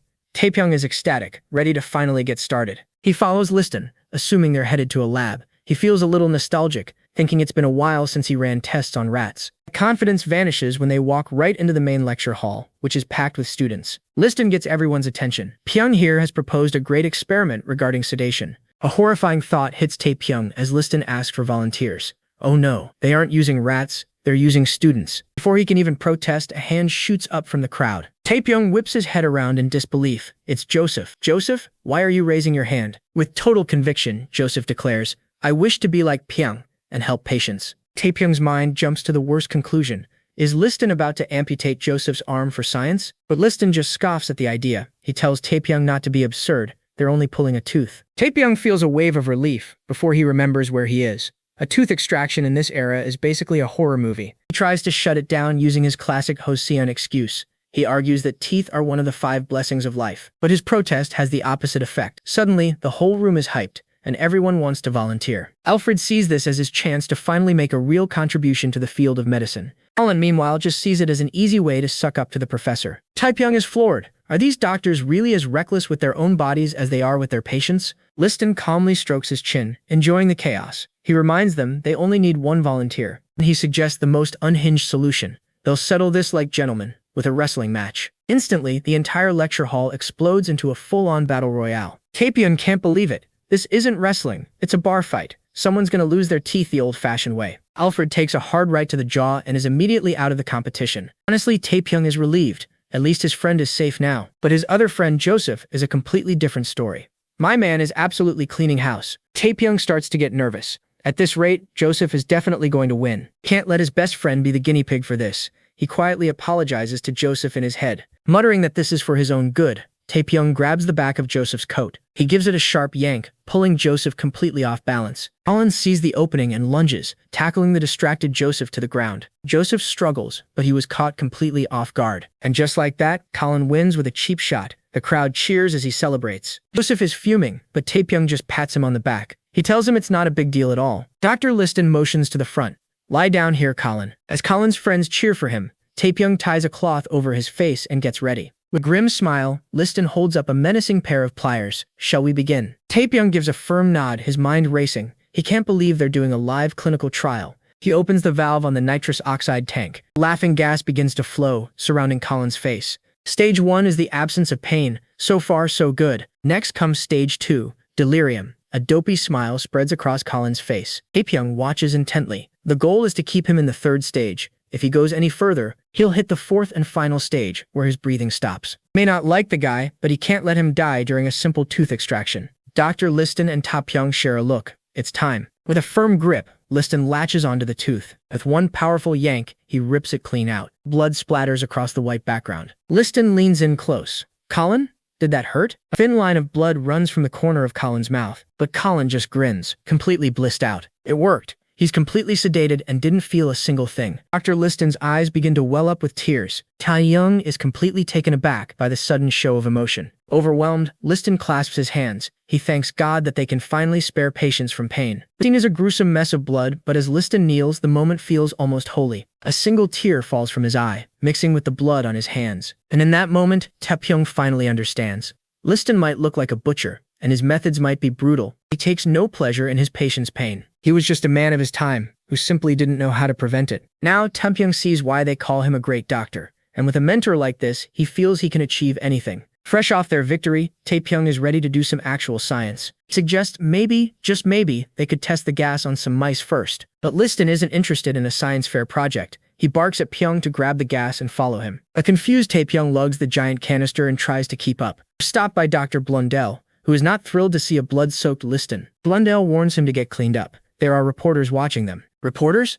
Taepyeong did not sign up for this. Liston throws open the doors to a packed operating theater. This is not a lab. It is a stadium. And in the center, a terrified man sits shaking, waiting for the show to start. Liston grins like a madman. He tells Taepyeong they're doing the experiment right here, right now. Taepyeong is floored. This is not science, it is a public amputation, and he is the warm-up act. So, fun fact about the 19th century. Teaching and surgery were how doctors made their money. But public surgery was basically like pay-per-view. And Dr. Liston was the main event. The crowd is hyped. People are bragging about how hard it was to even get tickets. They are even placing bets on whether Liston will beat his 30-second amputation record. And it hits Taepyeong. These people are not here for medicine. They are here for the gruesome entertainment. Liston, ever the showman, thanks everyone for coming out. He declares that today's main event is this poor gentleman's leg. The patient looks like he is about to have a heart attack. Taepyeong gently approaches the man to take a look at his leg. He rolls up the man's trouser leg, revealing a horrifying sight. Yikes, the foot is rotting right off the bone.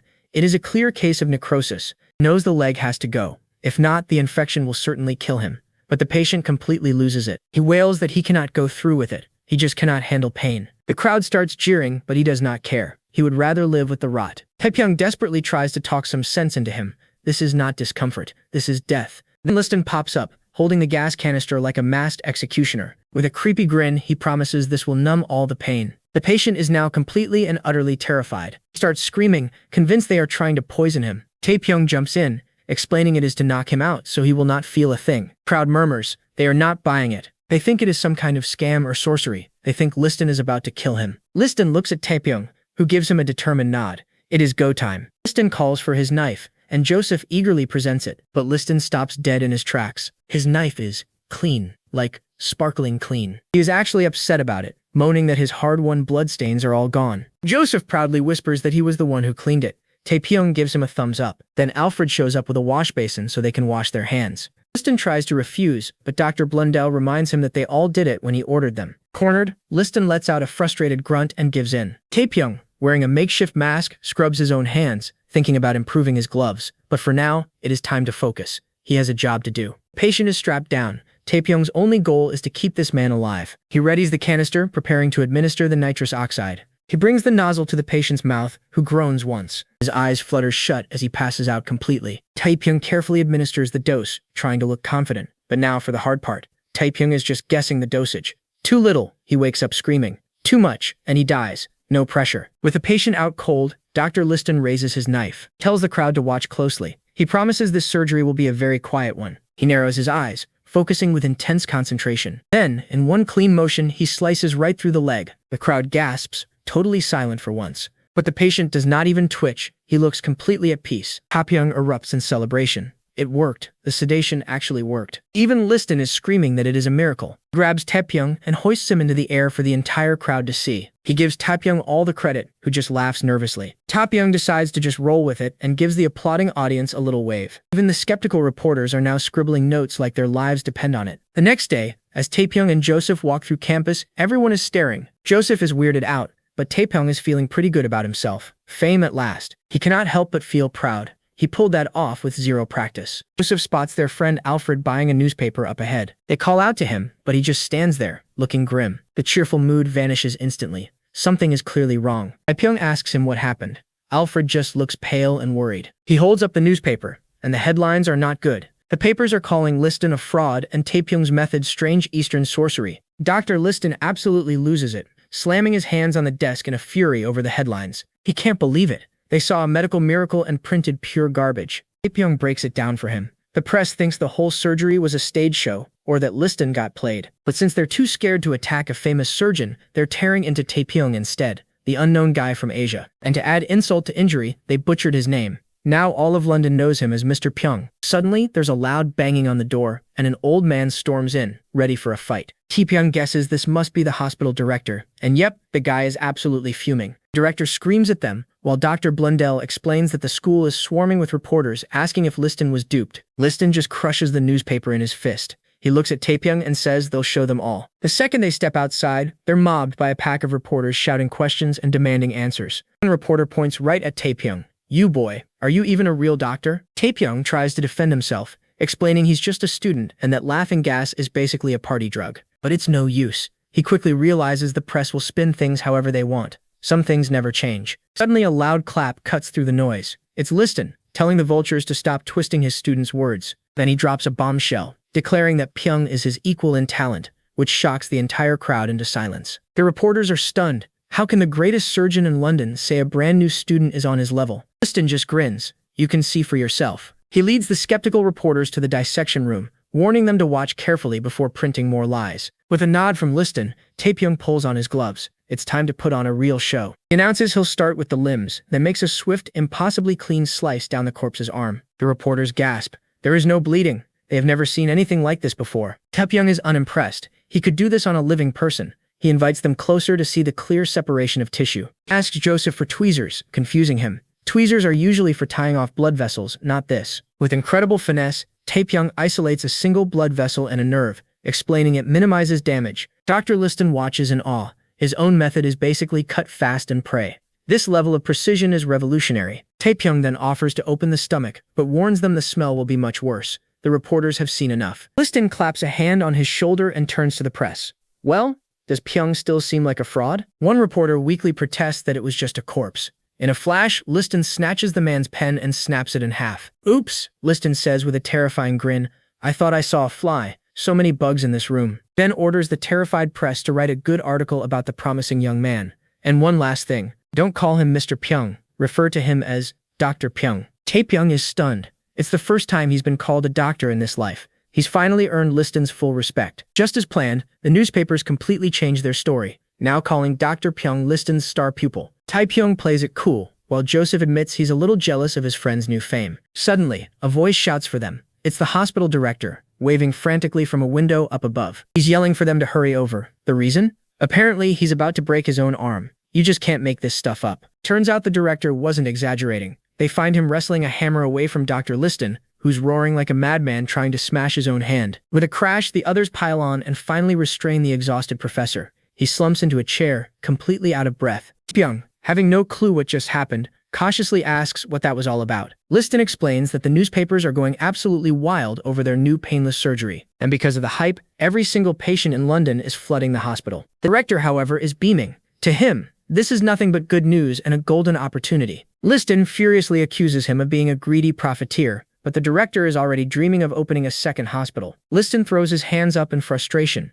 Is he supposed to just line them up and chop away like he's cutting firewood? So yeah, the director's greed created a workload so insane that Liston tried to take himself out of commission. The audacity. Once the director finally leaves, a drained Liston collapses at his desk, muttering about infuriatingly stubborn people. Taepyeong has never seen him this worn out. He knows the director won't be giving up that easily. Suddenly, Liston groans and clutches his forehead. He says he needs to seek treatment for a headache. Treatment for a headache? Taepyeong is completely lost. He knows it's just a tension headache. Back in the 21st century, he'd just pop a painkiller. But in this era, he figures they'll try something primitive, like a neck massage or some weird herbs. Liston opens a nearby door and calls out for someone named Thomas. A man named Thomas greets him. Then Liston calmly steps onto a bizarre spinning contraption. As the machine begins to whir, Taepyeong asks what on earth it is. His jaw hits the floor when he sees another man being violently spun around inside it like a Disney World ride. He can't believe it. There was a person inside that thing? Liston climbs in himself, explaining his chronic headaches require this special treatment. Thomas gives Taepyeong a smug look, explaining that this machine is called a centrifuge. He explains their absolutely wild theory. Headaches are caused by bad blood rushing to the head. The centrifuge supposedly uses centrifugal force to drive the blood back down to the feet. He calls it revolutionary science. Taepyeong is horrified. Revolutionary? This thing is going to shorten his lifespan. He recognizes this for what it is, high-G astronaut training. For a regular person, it could easily cause a stroke. When the spinning finally stops, Liston stumbles off the machine, dizzy and groaning. He's clearly suffering from a lack of oxygen to the brain and even has temporary amnesia. Thomas just laughs it off, saying Liston's mind has been refreshed. Taepyeong panics and rushes to get him out of there. With Joseph's help, Taepyeong supports the wobbly doctor and they make a quick exit. Just then, a stout man with a prominent mustache scoffs at the centrifuge. He coolly pulls out a multi-bladed fleam. For bad blood, he says, bloodletting is the only real answer. And just like that, they're cutting the first patient's foot to let him bleed. You just can't make this stuff up. The mustache doctor boasts about his French training, calling the centrifuge a child's toy. Taepyeong can only watch in horror. It's the same poor guy from the spinner. Now they're bleeding him? What the heck? All this for a simple headache. He sighs, reminded once again how brutal life is in the 19th century. Later that night, the students are finishing up in the dissection room. It's gotten pretty late. Alfred jokes that the centrifuge probably scrambled the patient's brain for good. Deciding it's too hard to work by candlelight, Alfred suggests they all head home. As they prepare to leave, Taepyeong catches sight of their rival, Colin, approaching. Colin gives them a nasty look, accusing them of slacking off now that Liston's gone. He throws in a racist taunt for good measure. Taepyeong has zero energy for this. He just tells Joseph to leave it and they turn to go. As they walk out the door, Colin watches them with pure venom in his eyes. He's seething with jealousy. It was his tooth they pulled for the experiment. So why are the papers only talking about Taepyeong? He fumes to himself, wondering what makes Taepyeong so much better than him. Outside, the group sees a man pushing a handcart with a body under a sheet. Alfred explains that at this hour, it's a deceased patient from their hospital being returned to their family. Taepyeong looks on with a somber expression, watching the cart rattle by. Just as the cart passes, the sheet slips, revealing the face of the dead man. Taepyeong freezes in shock. It's the same patient who is being treated for a simple headache. He's dead already? No, they didn't just treat him. They killed him. Taepyeong clutches his head, filled with an overwhelming sense of regret. He should have tried to stop them. But then, Out of the corner of his eye, Alfred spots something, a twitch. He stares, utterly bewildered. Did that corpse just move? The ride back is dead silent. Alfred stares out the window, unable to shake the image of that twitching corpse from his mind. Joseph senses the tension and asks his friend what's eating at him. Alfred admits that something he saw back at the hospital just doesn't sit right with him. He finally just says it, asking Taepyeong point blank if he also thought he saw the body move. Alfred tries to downplay it, blaming the dim light, but Taepyeong knows his friend's senses are sharp. A horrifying thought crosses Taepyeong's mind. He tells the coachman to turn around. They need to check something. Their new destination is a bleak, moonlit public graveyard. Joseph is immediately ready to nope out of there, asking if they seriously have to go in. Taepyeong points out that this is a pauper's graveyard, not some fancy church. The bodies here are barely even buried properly. As they walk through, Alfred notes all the disturbed graves. It's not like the poor have valuables for grave robbers to steal. Joseph, now trembling, asks if they've ever read Frankenstein. You know, the book about a monster made from corpses. Alfred teases him for being a scaredy cat, but Joseph is genuinely terrified right now. He begs Taepyeong to leave, but Taepyeong calmly tells him there are no ghosts here. And right on cue, a sinister-looking bald man pops up from the shadows, asking what they're doing. Naturally, they all scream their heads off, thinking he's some kind of ghoul. The man just laughs awkwardly and introduces himself as the graveyard's caretaker. Alfred, ever the diplomat, explains they're looking for a patient who was recently brought over. The caretaker tells them the man's already in the ground. The poor can't afford to wait around for a funeral. But then he gets a greedy glint in his eye, offering to dig him up for a small fee. Suddenly, it all clicks for Taepyeong. This man isn't just a caretaker, he's a body snatcher, laughing that a fresh corpse will cost them a premium. This must be where the medical school gets its unidentified bodies for dissection. The audacity. Without missing a beat, Alfred asks the man to name his price. Tells him to get digging, offering to pay double if he does it right now. The caretaker's eyes light up. He grabs his shovel, ready to get to work. As the digging begins, Taepyeong asks Alfred if he's sure about this.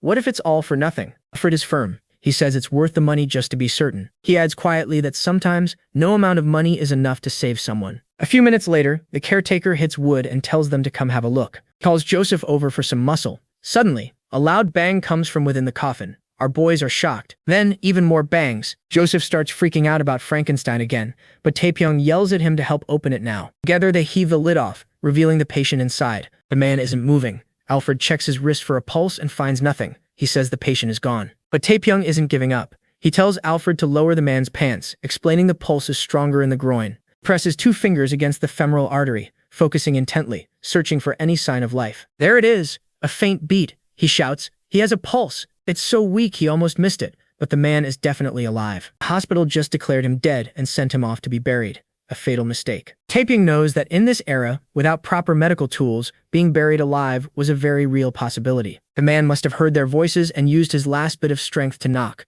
They have to save him. He screams for the coachman to get them back to the college and to step on it. When they arrive, Colin is standing outside, annoyed by all the noise. He watches them carry in what looks suspiciously like a corpse they just dug up. His competitive little brain immediately assumes they're sneaking in a body for extra dissection practice. Furious that they'd cheat, he calls them scoundrels and storms after them to bust them. He bursts into the lecture hall, ready to lecture them, but stops short. They're not dissecting the body, they're trying to save it. Taepyeong rolls up his sleeves, yelling for supplies. He declares, "We might be able to save him." Colin just stands there, completely baffled. Is this guy seriously trying to bring someone back from the dead? The team scrambles into action.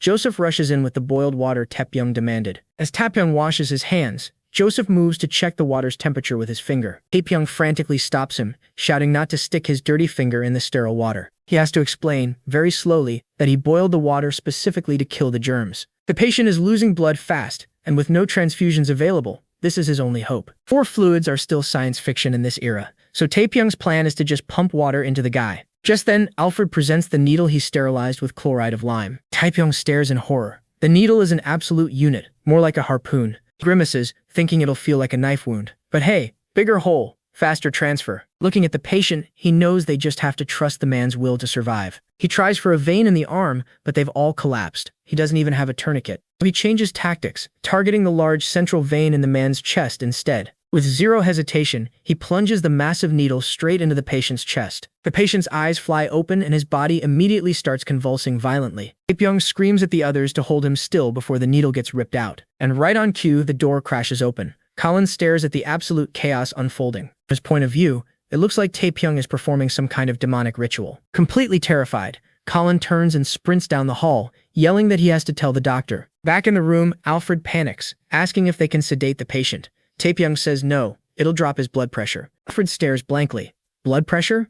Taepyeong realizes the concept doesn't exist yet. Dodging the question, he just says they don't have time to go get the gas anyway. He grabs a funnel and begins carefully pouring the water, knowing a single air bubble is fatal. He thinks about how modern 4 bags make a deadly air embolism a complete non-issue. But here, pouring from an open pitcher, he has to go incredibly slow to prevent any air getting in. As Joseph holds the man's legs down, he notices the violent shaking is finally starting to subside. Soon the patient goes still. Alfred watches in relief as color returns to the man's face. Alfred breathes a sigh of relief, completely in awe. Pyong, you revived a dead man. Taepyeong panics. No, don't say that. People will think I'm practicing voodoo. Quickly clarifies they just brought back someone who wasn't fully dead. Alfred sheepishly agrees. Joseph asks if he's safe now, but Taepyeong shakes his head. The immediate danger is over, but he's not out of the woods yet. With nothing more he can do medically, Taepyeong says there's only one thing left to do. Pray. Alfred and Joseph are stunned by his sudden piety. After a moment, Joseph smiles and joins in. Meanwhile, Colin sprints into Dr. Blundell's office. Doctor, your work can wait. He hysterically claims the wicked Asian is desecrating the dead with satanic magic. When the doctors throw open the door, they find the 3 students praying devoutly over the patient. The doctors are speechless. One turns on Colin, completely bewildered. You're accusing these pious young men of witchcraft. Dr. Blundell recognizes the patient and demands to know what in the world happened here. After hearing the full story, Blundell is stunned. He saved a man by replenishing his blood with water? When asked how he came up with it, Taepyeong offers a flimsy excuse about washing his hands. But for Blundell, it's a revelation. This could be the key to saving women who die in childbirth. Colin just seethes in the background, furious that the Asian bastard has impressed yet another doctor. He storms out of the building and shouts for his coachman to take him to the nearest public graveyard. With a look of grim determination, he vows to show everyone that he can do better than Taepyeong. Oh, this is gonna be good. The next morning, Taepyeong is running on fumes. Bro stayed up all night. He was watching over the guy he saved. Dr. Blundell agrees to sneak the patient into his own ward for observation. The patient's looking way better. Taepyeong figures his youth will handle the rest. Then Joseph realizes they're about to be late for class. He tells Taepyeong to get a move on. They get to the lecture hall, and the vibe is weird. Joseph can tell something is off. A classmate points out that Colin, their #1 hater, is missing. That's strange. The guy practically lives here. Right on cue, Alfred bursts in. He yells for Taepyeong to come with him, like right now. As they're rushing down the hall, Alfred asks if he's friends with Colin. Taepyeong just remembers the guy lying to get into a party. Alfred says he got a message from a graveyard. Apparently, Colin is not having a good time. They arrive to find Colin on the ground, covered in something. He's also shaking like a leaf. Taepyeong has no idea what that gunk is. Then the smell hits him, and oh boy, it is not good. The caretaker explains Colin's been a mess ever since he looked inside whatever he dug up. Alfred pulls Taepyeong aside for a quick, horrifying history lesson. Apparently, being buried alive is a thing here. He mentions a recent graveyard check found scratch marks inside coffins. Some bodies were even missing fingernails. Taepyeong is horrified. He asks why they don't wait 3 days, just in case. Alfred says that's a luxury only the rich can afford. There's no money for a proper burial. The fact that funerals are a luxury item here completely blows his mind. To try and prevent this, they invented the grave bell. It's a rope from the coffin to a bell above ground. You can see where this is going. So a few hours earlier, a desperate Colin was hassling the caretaker. He was convinced Taepyeong found a patient here and wanted his own. Suddenly, he hears a faint ringing. He recognizes it from an article he read. It's a grave bell. He yanks the shovel from the caretaker and starts digging like a madman. He's yelling, "Colin is coming to save you." The shovel hits wood. He pries the lid open, and something inside explodes. Then it splashes everywhere. Back in the present, the caretaker points to the coffin. The splatter makes Alfred and Joseph want to vomit. But Taepyeong figures it out. It wasn't a person ringing the bell. It was decomposition gas bloating the body, and it must have moved the rope. Colin is just a trembling, broken mess. Taepyeong guesses he's seen corpses before, but probably not one that exploded on him. Guy's probably got PTSD for life. It's rough, because while he dug his own grave, he did actually want to be a doctor. Back at school, Dr. Liston finds Taepyeong grinning ear to ear. He heard what our boy did and says he's earned his respect. Liston suggests they be brothers and tells Taepyeong to drop the formalities. After all, he says he's only in his 30s. Wait, what? Taepyeong's brain just short-circuits? There is no way this man is only in his 30s. Liston waves it off and tells him to follow. The patient he saved is awake and wants to see him. The patient is weeping with gratitude, thanking Taepyeong for saving him. He tries to sit up, and Taepyeong has to steady him. Taepyeong starts a proper exam, asking about his nasty headache. The man says it's been 6 months and gets worse when he leans over. Taepyeong asks if he gets any colorful mucus. The guy is embarrassed, but confirms he does. That's not a good sign. Taepyeong knows this will be tricky. It's most likely a severe sinus infection. The headaches mean the inflammation is deep. In the 21st century, this would be a simple surgery. But this is 19th century England. Taepyeong realizes the solution. They're going to have to expose the man's facial bones. But actually performing that surgery here would be a death sentence. There are no antibiotics, and the tools are basically junk. The patient, Thomas, is clearly in agony. Taepyeong knows he has to do something, so he resolves to at least give the man some temporary relief. Tells Joseph to go fetch some boiled water. Taepyeong holds out the teapot and tells Thomas to put his nose over it. The poor guy is extremely confused. He just wants him to inhale the steam.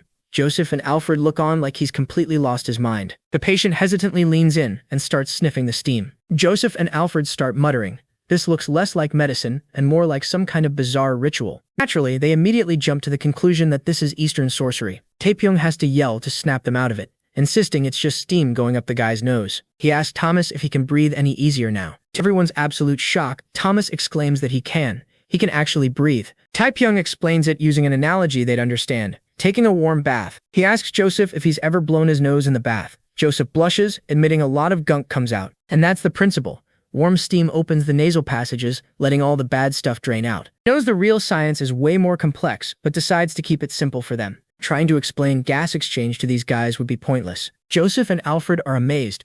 They've experienced this before but never connected the dots. Joseph praises Taepyeong's genius, and our boy just plays it cool. The patient thanks him, saying his headache is already better now that he can breathe. But Taepyeong warns him they're just getting started. Now it's time for a deep clean. He clarifies that they're cleaning the asterisk inside asterisk, and promptly shoves the teapot spout up the patient's nose. He tells him to hold his breath and starts pouring. The patient starts choking as Joseph screams. Yeah, you have to admit, this looks a lot like waterboarding. Suddenly, a disgusting yellow river pours from the man's face. The onlookers are horrified, but also impressed. Later that night, the patient is sleeping soundly for the first time in months. Outside, the doctors discuss the insane amount of pus that came out of him. No wonder his head hurt so badly. His entire sinus cavity was completely full. When asked if he's cured, Taepyeong admits this is only a temporary fix. Just cleaning it won't be enough, and he's still worried about the risks of a real surgery. He decides it's best to let the main hospital handle the patient now that he's a bit more stable. But just as he's leaving, another doctor bursts in shouting for Dr. Blundell. A pregnant patient is in critical condition. Blundell asks if they tried injecting water into her blood vessels.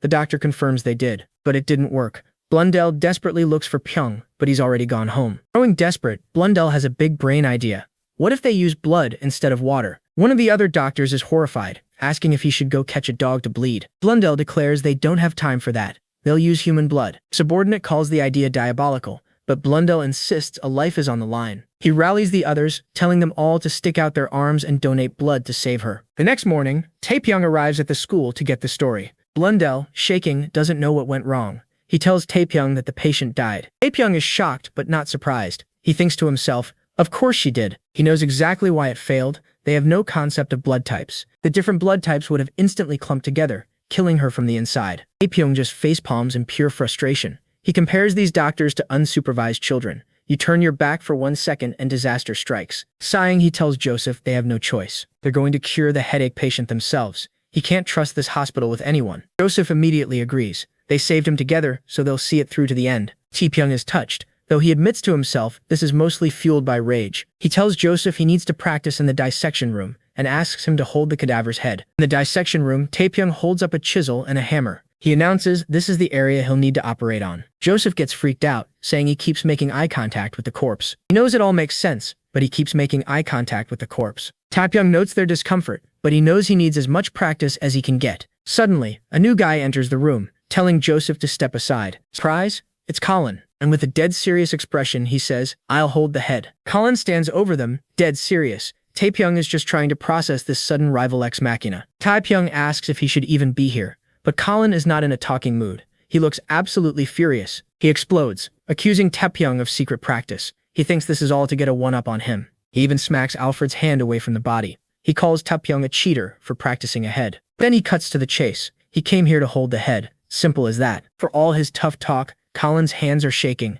and not just a little bit. Bro is not okay. So Colin does the most logical thing possible. He bites his own hand to make the shaking stop. When he reaches in to hold the head, Joseph immediately grabs his wrist. He snaps at Joseph not to treat him like a coward. His pride is clearly on the line here, but Joseph just calmly tells him that's not it. He's worried about the bite wound getting infected.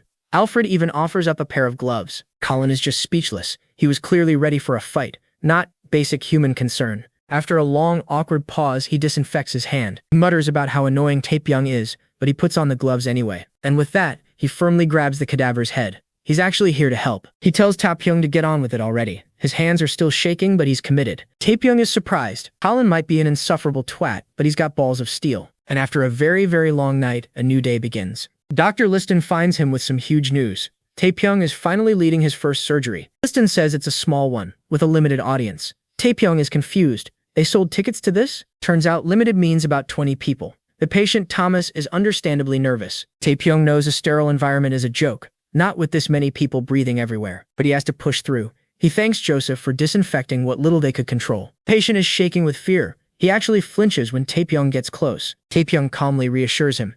It will all be over when he wakes up. Thomas starts tearing up. He's just so relieved his awful headaches will finally end. He agrees, putting his full trust in our guy.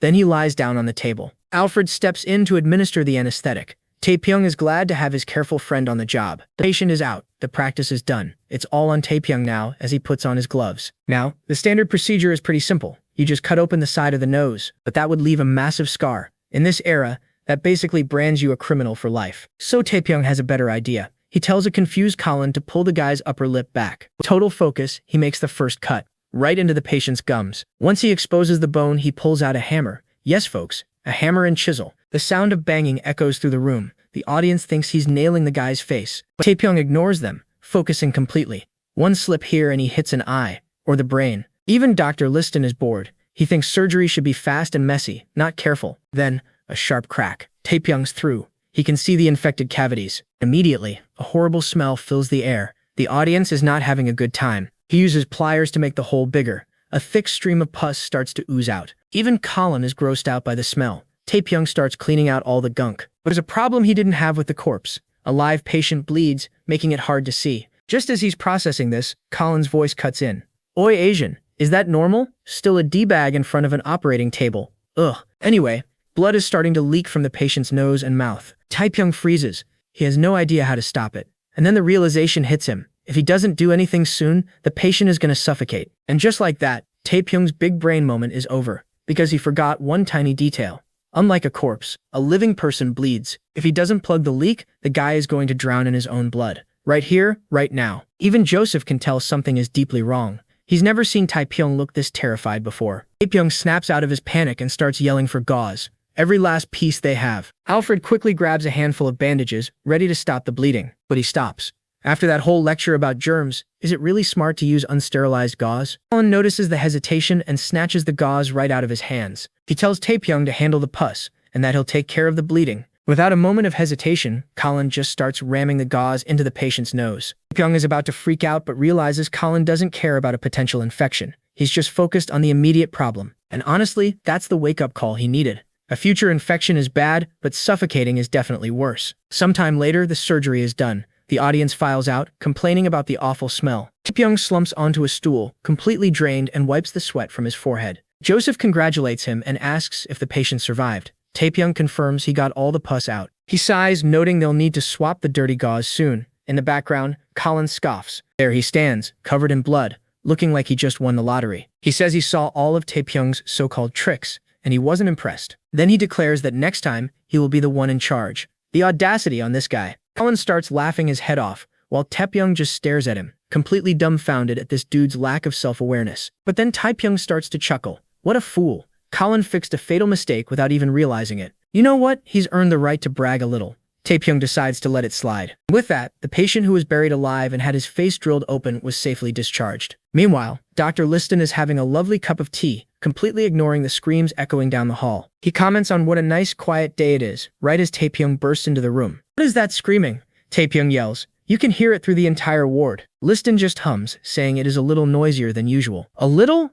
Bro, are you hearing this? Liston wonders if it's a new patient and suggests they check it out, leaving Taepyeong amazed by his lack of concern. They find a man twisting on his bed, screaming his lungs out in absolute agony, clutching his back, begging them to just end his suffering. Joseph and Alfred have no idea what's wrong. His limbs look fine, but he sounds like he's giving birth. Taepyeong, on the other hand, is already in diagnosis mode. The pain is focused on his lower back, and with this much intensity, it has to be a stone. Just then, a grinning doctor appears beside him, declaring, "It's a stone." At that one word, the patient goes rigid. his face a perfect mask of horror. Taepyeong is surprised. He didn't think doctors of this era knew much about the abdomen, but this doc nailed it. Suddenly, the patient thuds onto the floor and tries to crawl away, screaming, "No, not a stone, help me." Taepyeong is completely lost. Why is he reacting like this? He'll be fine once they remove it. He has kidney stones. Yeah, the pain is legendary, but recovery is usually pretty quick once it's out. The man is too weak from the pain to get far. The new doctor just tells his assistants to grab him. With a chilling grin, the doctor says, "We'll take care of him." A sudden wave of dread washes over Taepyeong. He feels really bad for this guy. Liston then tells him that even as an amputation expert, he considers stone surgery to be something else entirely. He calls it murder. Taepyeong is stunned. If even Dr. Liston is afraid of this procedure, what in the world are they about to do? Taepyeong wonders what fresh horror is happening behind that door. What could possibly be so bad that it spooks the great Dr. Liston? He asks to observe the procedure. Liston just warns him he might want to unsee it later, but Taepyeong insists, saying it's a necessary step to become a good doctor. Joseph and Alfred back him up, impressed by his dedication. Pleased by their attitude, Liston agrees and leads them inside. He knocks on the door, announcing his arrival to someone named Kane. Dr. Kane, looking extremely stressed, curtly replies that he's busy. The moment they step inside, Taepyeong physically recoils from the scene. Liston asks if he's startled. Taepyeong admits he was not expecting this. He asks what's happening. Dr. Kane snaps that he's obviously preparing for surgery. Kane explains that the patient has stones forming inside his body. Taepyeong realizes the diagnosis is spot on. Even back then, they knew what stones were because you could see them. Kane continues, explaining if drinking water fails, a doctor has to go in and get it. Taepyeong is baffled. How could they possibly find a stone without an X-ray? He gets a very bad feeling as Kane reveals his first tool, a long, thin metal rod. Kane explains, step 1 is to insert the rod into the patient's urethra to widen it for a look. Another barbaric tool is then used to stretch the opening. Taepyeong can only stare in horror. The patient just sobs, begging them not to do the surgery and saying he'd rather just die. Dr. Liston grimly informs Taepyeong that this procedure has a mortality rate over 50%. He says either the stone comes out or the patient dies. But one way or another, the agony ends. Taepyeong is just shocked that he can quote such a horrifying statistic so casually. Side note,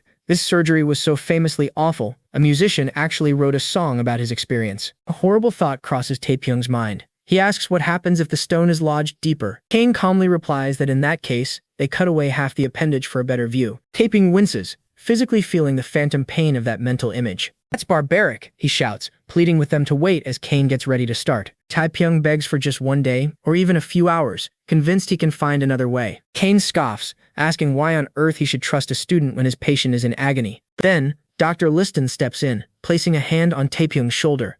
"Kane, give him a chance." He vouches for Taepyeong's skill, even calling him a younger brother. Taepyeong quickly agrees, seeing his impromptu brotherhood with the professor is already paying off. With Liston's endorsement, Kane reluctantly agrees. Taepyeong has until the evening. In the library, Joseph brings Taepyeong a massive stack of medical books. But as he reads, Taepyeong has a horrifying realization. Dr. Kane's method is actually one of the more humane options. He discovers texts describing far more gruesome techniques and bizarre tools. One medieval text shows a doctor shoving a hand up the patient's rear to push the stone. You can imagine how that ends. Worst of all, he realizes this was all done without anesthesia. The pain of the stones must have been truly unbearable. Thinking hard, he figures the stone must be in the bladder. He calls Joseph and Alfred for help. He tells them to prepare anesthesia and disinfect everything. The cloth, the thread, the entire table. With a resolute look, he reveals his radical plan. He's going to open the patient's abdomen. Dr. Kane immediately blows a gasket. He shouts, "Are you joking? Cutting open a patient's stomach?" He argues that abdominal surgery isn't just risky, he calls it straight-up murder. Taepyeong isn't surprised. For the 19th century, his plan is basically science fiction. Even Liston had his doubts. Remember, folks, with their dirty hands and unsterilized tools,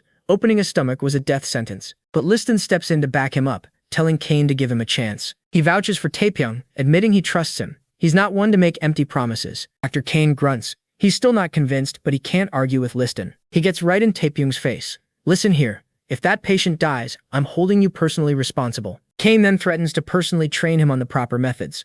Taepyeong wonders if that's an invitation to a torture session. There's no turning back. He knows he has to make this work. That night, the team preps for surgery.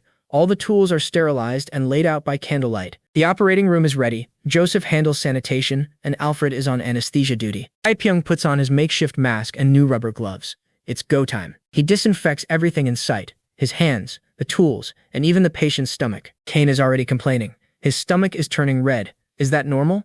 Taepyeong just says it's better than the alternative. A little skin irritation is a small price to pay for not dying of infection. He's just glad this was a last-minute surgery. A full audience of coughing, unwashed spectators would have made this impossible. The time has come. He plans the incision in a straight line from the navel down. With a steady hand, he makes the first cut in one clean slice. Blood immediately starts gushing. He orders them to wipe it so he can see. Liston is impressed.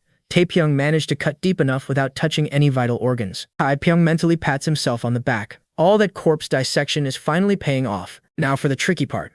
He has to find the bladder and pull it out with a hook. Keeps the incision small to reduce infection risk. Then he calls for the urine bucket. The patient had clearly been drinking a lot of water. Good for him because it made the swollen bladder easy to find. And then he sees it. I see something. Let me extract it. His eyes go wide in shock. Oh my God. He pulls out the stone and holds it up. My friend, this thing is enormous. The assistants can't believe it. The stone is the size of an egg. It's honestly a miracle this guy was even walking around with that inside him. Taepyeong looks at the patient with a new level of respect for his pain tolerance. Alfred is so fascinated he asks to keep it as a souvenir. Taepyeong tells him to get back to work. Let's begin stitching him up. I need you to focus. The silk thread they're using can rot, so he decides to sew all the layers together at once. Turns out he's just as good at closing wounds as he is at making them. And Dr. Kane? He's watching the whole procedure in stunned silence. Then a horrifying realization hits him. You mean we didn't have to cut their genitals off? Liston turns to Kane, looking proud. What did I tell you? He's an extraordinary fellow. Kane, ever the professional, refuses to celebrate yet. We'll have to see how the patient does after waking up. He orders Taepyeong to personally oversee the patient's recovery until he can walk out on his own. Taepyeong is more than happy to accept. Bro is absolutely beaming. Meanwhile, Alfred is watching Taepyeong with total admiration. He thinks to himself,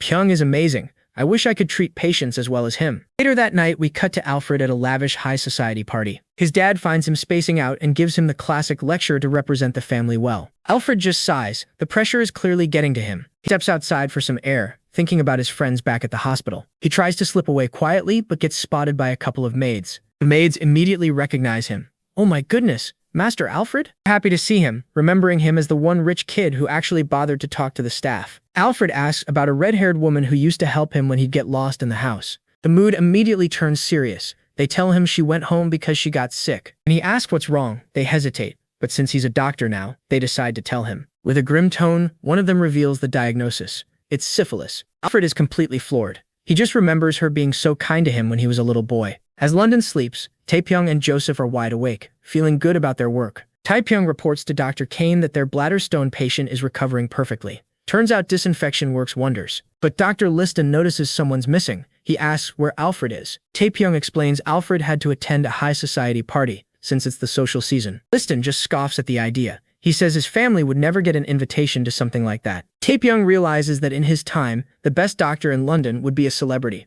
Here, he gets zero respect. Liston adds that those parties are just a marriage market, and he isn't interested. But he says some people work very hard at climbing that social ladder. Joseph asks who he means. Right on cue, a ridiculously overdressed Dr. Blundell makes his grand entrance. Taepyeong can't help but think the man looks like an actual peacock. Dr. Kane snidely asks if he's found a wife yet, which gets an instant defensive reaction. Blundell complains that since he's in obstetrics, he can't sell tickets to surgeries, so he needs rich patrons. He complains that the season has been bleak, then drops some unsettling news. Apparently, a serious case of syphilis is sweeping through the city. Blundell clarifies it's just among the lower class for now. But even the rich are being careful. In the 19th century, if you get that diagnosis, it's a death sentence. There is no cure. Meanwhile, Alfred slams a book shut in complete despair. Two maids approach him, desperate. They know he's a doctor and beg him to cure their friend. Alfred can only look away. He admits there is nothing he can do for her. He thinks to himself that if it were a limb, they could just cut it off. But this is different. Just then, Taepyeong enters the room, happy to see him. He gives Alfred the good news. Their patient is recovering well, so they can move on. A troubled Alfred asks, move on to what? Taepyeong grins, dropping a bombshell. There's a scoundrel intentionally spreading syphilis in London. Alfred is floored as Taepyeong declares, and we're going to catch him. He explains that Dr. Blundell gave him a tip. All the new patients mention the same person. So, the crew puts on a disguise and heads out into the city for a stakeout. Joseph nervously points out that this is a job for the police. Taepyeong disagrees. Liston, holding that enormous knife of his, grimly explains that some victims are married women. Involving the police would ruin their lives. As for the knife, it's for emergency surgery. Yeah, sure it is. Joseph relays the suspect's description. Blonde hair, a cheap suit, and an accent from East England. Taepyeong points out that's basically half of London. But Joseph adds one more detail. He's very handsome. Taepyeong quickly deduces that if he's still charming people, he must be in the early stages of the disease. Oopsie. Nobody in this era has ever heard of stages yet. He quickly falls back on his usual excuse. It's a practice from the advanced country of Hosean. Liston totally buys it, calling the idea brilliant. He explains all the stages in detail. In stage 2, rashes appear on the hands and feet. By stage 3, he'll be too ugly to attract the ladies. Since enough time has passed for victims to show symptoms, the suspect must be in the secondary stage. So, the mission is simple. Find a handsome blonde guy with bumps on his hands and feet. Just then, a man matching that exact description walks down a dark alleyway, pauses for a moment, and then suddenly breaks into a full sprint. As he runs, they see his hand. It's covered in a rash. That's their guy. Taepyeong points and shouts, "He has bumps! Get him!" The chase is on. The suspect thinks he's getting away, but Joseph has other plans. He goes full parkour, leaping onto a wall, vaulting over, and crashing down to cut off the escape. The suspect groans on the ground as Joseph grabs him by the collar. When he looks up, they're stunned. The rumors were true. This dude is gorgeous. Shadow falls over them as Dr. Liston appears, knife in hand. "Why don't we have a little chat?" Liston's lips curl into a grin. "If we can't treat the disease, we can always get rid of the source." Taepyeong panics. "Hold on, we never discussed that." Their new patient seems pretty calm for a guy who just got captured. He asks if they're a jealous husband or something. Liston is not amused. He grabs the guy's collar and says, "Who gave you permission to turn me into a married man?" He then reveals he's a doctor. Cillian's just confused. Why would a doctor abduct him? Taepyeong tries to calm him down. "We're not abducting you. We're trying to cure your disease." And just like that, the guy turns on the charm. "You may call me Cillian." Taepyeong cuts to the chase, telling him he has syphilis and he's spreading it. Cillian's response, "Yeah, I'm aware." Utter lack of shame is staggering. Cillian says he works at the port, so he's seen the disease around. Then he drops this gem. "It doesn't seem fair that I'm the only one suffering. Misery loves company, right? What a douche nozzle." Okay, so he's a menace to society. Taepyeong and Joseph are disgusted. Taepyeong is furious. This dude knew he was sick and deliberately kept playing the field. Suddenly, a new voice cuts in. "A syphilis patient, you say? Then you've come to the right man. Meet Dr. Semmelweis, a mustache enthusiast who's about to make things much, much worse." Taepyeong knows this guy. Oh no. It's the local bloodletting expert. Semmelweis explains his brilliant method. Stomachache? Bleed the stomach. Headache? Bleed the feet. Taepyeong's thinking, it's an infectious disease, my dude. Is he really planning to just bleed the guy's whole body? He curses the fact that penicillin won't be invented for decades. Best they can do is convince Cillian to stop. But Semmelweis has another idea, presenting a folder. "While there's no cure, we can use this. Mercury treatment." Taepyeong is horrified. "Yes, folks, that mercury. The stuff in thermometers. See. Back then, people thought mercury was some kind of purifying liquid because it looked like silver. So Semmelweis hands him a glass of it and says, "Drink up." He wants him to drink straight poison. Cillian is terrified. "No! What is that shady liquid?" Then he scoffs and calls Semmelweis an old geezer. The doctor is not pleased. He flips his hair and demands a sweet, lovely lady nurse to treat him instead. Taepyeong can't believe it. This guy is so shameless, he'll probably never get it. Still, he knows this mercury treatment is basically a death sentence. The poison is more likely to kill him than the disease. Suddenly, a hand grabs Cillian and forces the glass to his lips. He struggles, but the person holds him tight, forcing the poison down his throat. Taepyeong looks over and it's Alfred. "What are you doing?" Alfred's reply is grim, giving him medicine. Taepyeong tells him this is insane and incredibly dangerous. Alfred is dead set. "We have no choice. He's infecting other people." Taepyeong knows from the future that mercury poisoning is horrifyingly fatal. In Japan, it killed over 1,700 people in one outbreak. It might kill the syphilis, sure, but it will almost certainly kill the patient first. He begs Alfred to stop, promising to find another way. "You're a surgeon, not an infectious disease expert." But Alfred fires back, saying even the doctor here thinks it's the only option. What about the people he'll infect if we do nothing? He then asks Taepyeong if he can guarantee his own plan will work. Taepyeong can't answer. Taepyeong loses it. "Are you prepared for him to die? You don't even know what mercury is." The two friends just stare each other down, completely at a standstill. Poor Joseph has to step in and try to play mediator. Alfred clenches his fist. He's made his decision. He ignores Taepyeong and turns to Semmelweis. "How much more mercury should I give him?" Defeated, Taepyeong turns away. "Let's go, Joseph." He grabs his friend and storms out, leaving a very conflicted Alfred behind. Alfred just watches them go, looking worried and sad. But Taepyeong is more determined than ever. He's going to find a real cure and stop this plague. A few days go by. Joseph finally brings up the awkward topic of Taepyeong's fight with Alfred. He gently points out that picking a fight with the guy whose house they're living in might not be the best idea. He asks if Taepyeong has a plan to cure syphilis yet. The answer is a grim, one-word no. He knows penicillin, the actual cure, is still decades away from being discovered. He even tried to make his own by letting bread get moldy. All he got was a plate full of flies. Starting to lose hope, wondering if it's even possible to cure syphilis in this time period. Meanwhile, Alfred finds out his friends left for school without him. He feels a pang of guilt. knowing Taepyeong came all this way just to study medicine. And then, a sharp pain shoots through his stomach. He doubles over, confused. And as he worries, the pain just gets worse and worse. So Killian, patient 0 for this syphilis outbreak, is screaming his head off in a tub of mercury. Dr. Semmelweis tells him to chill out. The agonizing pain just means the mercury is working. See folks, the treatments for syphilis back then were all completely unhinged. There's the good old take it like a shot of tequila way, or slather you in mercury cream and stick you in the sauna. And lastly, the most bougie, have you take a nice long mercury bath. Semmelweis explains his logic. Mercury makes you expel everything, which apparently restores balance. Suddenly bursts out of the room shouting that he quits. The doctors yell to grab him. Semmelweis is completely unfazed by all this. He tells Alfred a doctor must be firm, like a parent. Alfred just nervously agrees, trying not to make eye contact. The old doc notices something is off.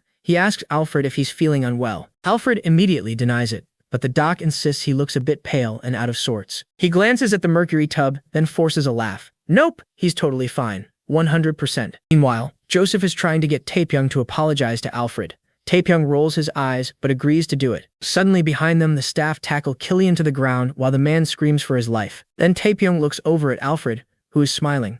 He can't believe his friend is enjoying this. And that does it. Taepyeong just turns and walks out. Now he is never apologizing. Poor Joseph is stuck in the middle. Later that night, the guys arrive back at Alfred's mansion. Yes, still mooching off the dude they're ignoring. Alfred spots them and tries to be friendly, asking if they have eaten. Taepyeong gives him the cold shoulder and says they already ate. He grabs Joseph to go study, leaving Alfred standing there looking hurt. When a servant offers him dinner, Alfred turns it down. He says his stomach hurts. Later, Taepyeong is in bed, stewing over the day's events. He admits he can't stay mad forever. It's not like he could have saved the patient either. Just then, he hears a faint groaning noise from the next room. He realizes it is Alfred's room.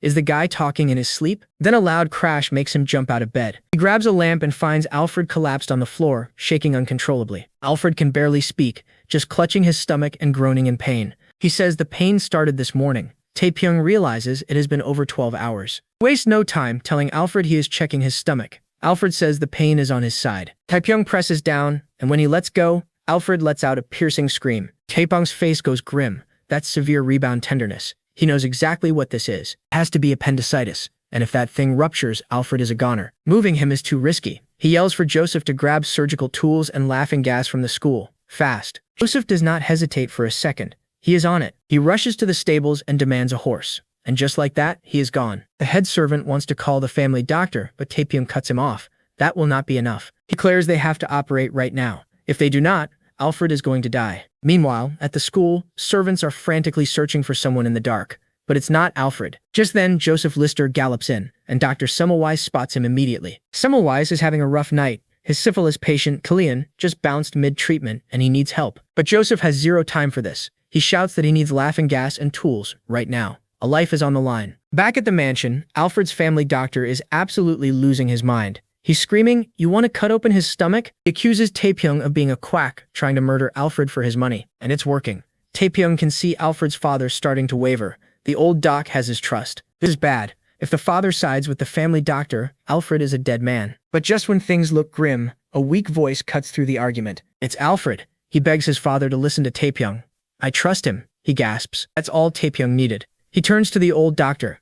"A quack, you say?" He asks the man a simple question. "Do you even read the news?" He brings up a recent article about a hotshot doctor, the star student of the famous Dr. Liston. "That's me," Taepyeong says, warning him not to talk trash. Not when Dr. Liston himself vouches for him. Well, that shuts everyone up. The name drop worked. Alfred's father looks at Taepyeong, his mind made up. "My son's life is in your hands." So, in the candlelit makeshift operating room, Alfred calls out to Taepyeong. He's crying, apologizing. He says he just wanted to save lives too, just like Taepyeong. Taepyeong tells him to save the deathbed confession. He's not dying tonight. "Don't worry," he says calmly. "This will all be over when you wake up." He puts the anesthetic to Alfred's face. "You trust me, right?" Alfred whispers yes and drifts off. With Alfred out cold, the surgery begins. Taepyeong holds out a hand. "Joseph, scalpel." Joseph is right there with it. He's making the incision at McBurney's point, the perfect spot to get to the appendix. Joseph widens the opening, but the candlelight makes it hard to see anything. Taepyeong tells himself to chill. An appendectomy is basic in the 21st century. Even interns can do it. He navigates by touch alone, his knowledge of anatomy carrying him through. There it is. He's found the appendix. It's supposed to be small. Alfred's is black and massively swollen. Classic appendicitis. He gets the scissors ready to snip the diseased organ out. The wet thud, the appendix lands in a metal pan. The family doctor and the servant are disgusted. That was in his stomach? Is it a demon? Taepyeong turns to them with a glint in his eye. Want a closer look? He picks up the nasty organ with his forceps and dangles it right in the doctor's face. The smell hits them instantly, and the doctor starts to gag. Taepyeong presses his advantage. See? Doesn't belong in there, right? Still think we shouldn't have cut him open? The doctor just coughs and looks away. Bro is defeated. Taepyeong announces he'll sew Alfred up just as cleanly. He calls for thread, and Joseph confirms it's already been boiled. Nice. Meanwhile, in another part of London, Killian is getting hammered in a tavern. He slams his mug down and yells for more ale. He's shaking, muttering that everyone at that hospital is a monster, and he swears he is never going back. But then, he feels a sharp, sudden pain. The pain gets worse, he clutches his side and screams. And he collapses, out cold on the floor. The next thing he knows, he's being hauled right back to the hospital. You know, the place he just swore he'd never return to. Groaning, Killian slowly starts to wake up. He opens his eyes and sees a very stern Dr. Liston staring down at him. Killian jolts awake, totally confused. And right on cue, another wave of pain makes him cry out. Liston explains he was brought in unconscious. Looks like he has a stone, probably from dehydration. But don't worry, they have London's top expert on stone removal right here, Dr. Kane. Dr. Kane scoffs that he doesn't trust whatever Pyong did. He'll be using his own technique and pulls out his instrument of torture. Killian looks up absolutely terrified. A stone? Me? And before he can even argue, Dr. Kane shoves a horrifying metal rod at him. As Killian screams in agony, the doctor just laughs. He promises they'll get back to the syphilis treatment right after this. The next morning, Alfred wakes up peacefully. He groans, his eyes fluttering open as he calls out for Taepyeong. Taepyeong stirs from his sleep, hearing his name being called. He shoots up to see Alfred, awake and looking right at him. Alfred confirms he's back, and Taepyeong can finally breathe again. Alfred admits his stomach hurts, but hey, that's what happens when you get sliced open. Still, Taepyeong checks his temperature, worried about lung issues from the long surgery. Alfred looks up at him. Thank you, Pyong. I owe you again. Alfred tries to apologize for their fight, but Taepyeong cuts him off. He says he's the one who should be sorry, blaming his stress over the whole syphilis mess. Just as things get serious, Joseph tackles him with a massive hug. The man starts wailing about how hard it was being caught in their little drama. He demands they both apologize to him, and Alfred just cracks up. And just like that, the tension is gone. Bromance restored. Later, they discuss the bad news. There's still no cure for syphilis, and the treatments are basically torture. But Taepyeong gets a brilliant idea. If you can't cure it, prevent it. His plan? Promote condoms at parties. Joseph is immediately on board. The man's a genius. Taepyeong, however, pictures Alfred trying to sell these things to a stuffy old couple. It's not a pretty sight. But then he remembers Alfred is a top-tier trader. He offers him 10% of the profit, and Alfred's eyes light up. Alfred jumps up to write a contract, but immediately regrets it, clutching his wound. He forces a smile, admitting it still hurts despite the doctor's good work. This reminds Taepyeong that in this era, pain relief is a luxury. There are no painkillers yet. And then, a memory from his past life hits him like a truck. He knows there was a plant, something used to make medicine for pain. He snaps out of it and asks Alfred, "Are there any willow trees around here?" Alfred points them to the pond, and Taepyeong grabs Joseph and bolts. He remembered it. Salicin, the natural pain-relieving compound from willow trees. He even remembers an old Choseon text about using willow water for pain. Modern painkillers come from the same stuff. If this works, he can help everyone, not just Alfred. As the sun sets, a very tired Joseph lugs back bags of willow bark. As they walk back through the woods, a sound in the grass stops them cold. Both of them freeze, staring into the shadows. Taepyeong wonders if it's a wolf, but nah, this is still London. A dark shape zips right past them through the trees. Taepyeong whips around, trying to get a look at it. Joseph yelps as another one darts by. Turns out, it's just a couple of stray dogs. Joseph breathes a sigh of relief, but Taepyeong gets a bad feeling. He tells Joseph they need to go, now. And as they leave, something watches them from the trees, panting and drooling. A low growl echoes under the full moon. The next morning, they head off for school, discussing the willow potion. Alfred's fever is down, but he says the stuff gave him a burning stomach. Joseph jokes that boiling mystery bark into black liquid looks a lot like witchcraft. On the way to school, another carriage suddenly flies past them. It's Dr. Liston. He flags them down, shouting that a pack of dogs is attacking people. Dogs?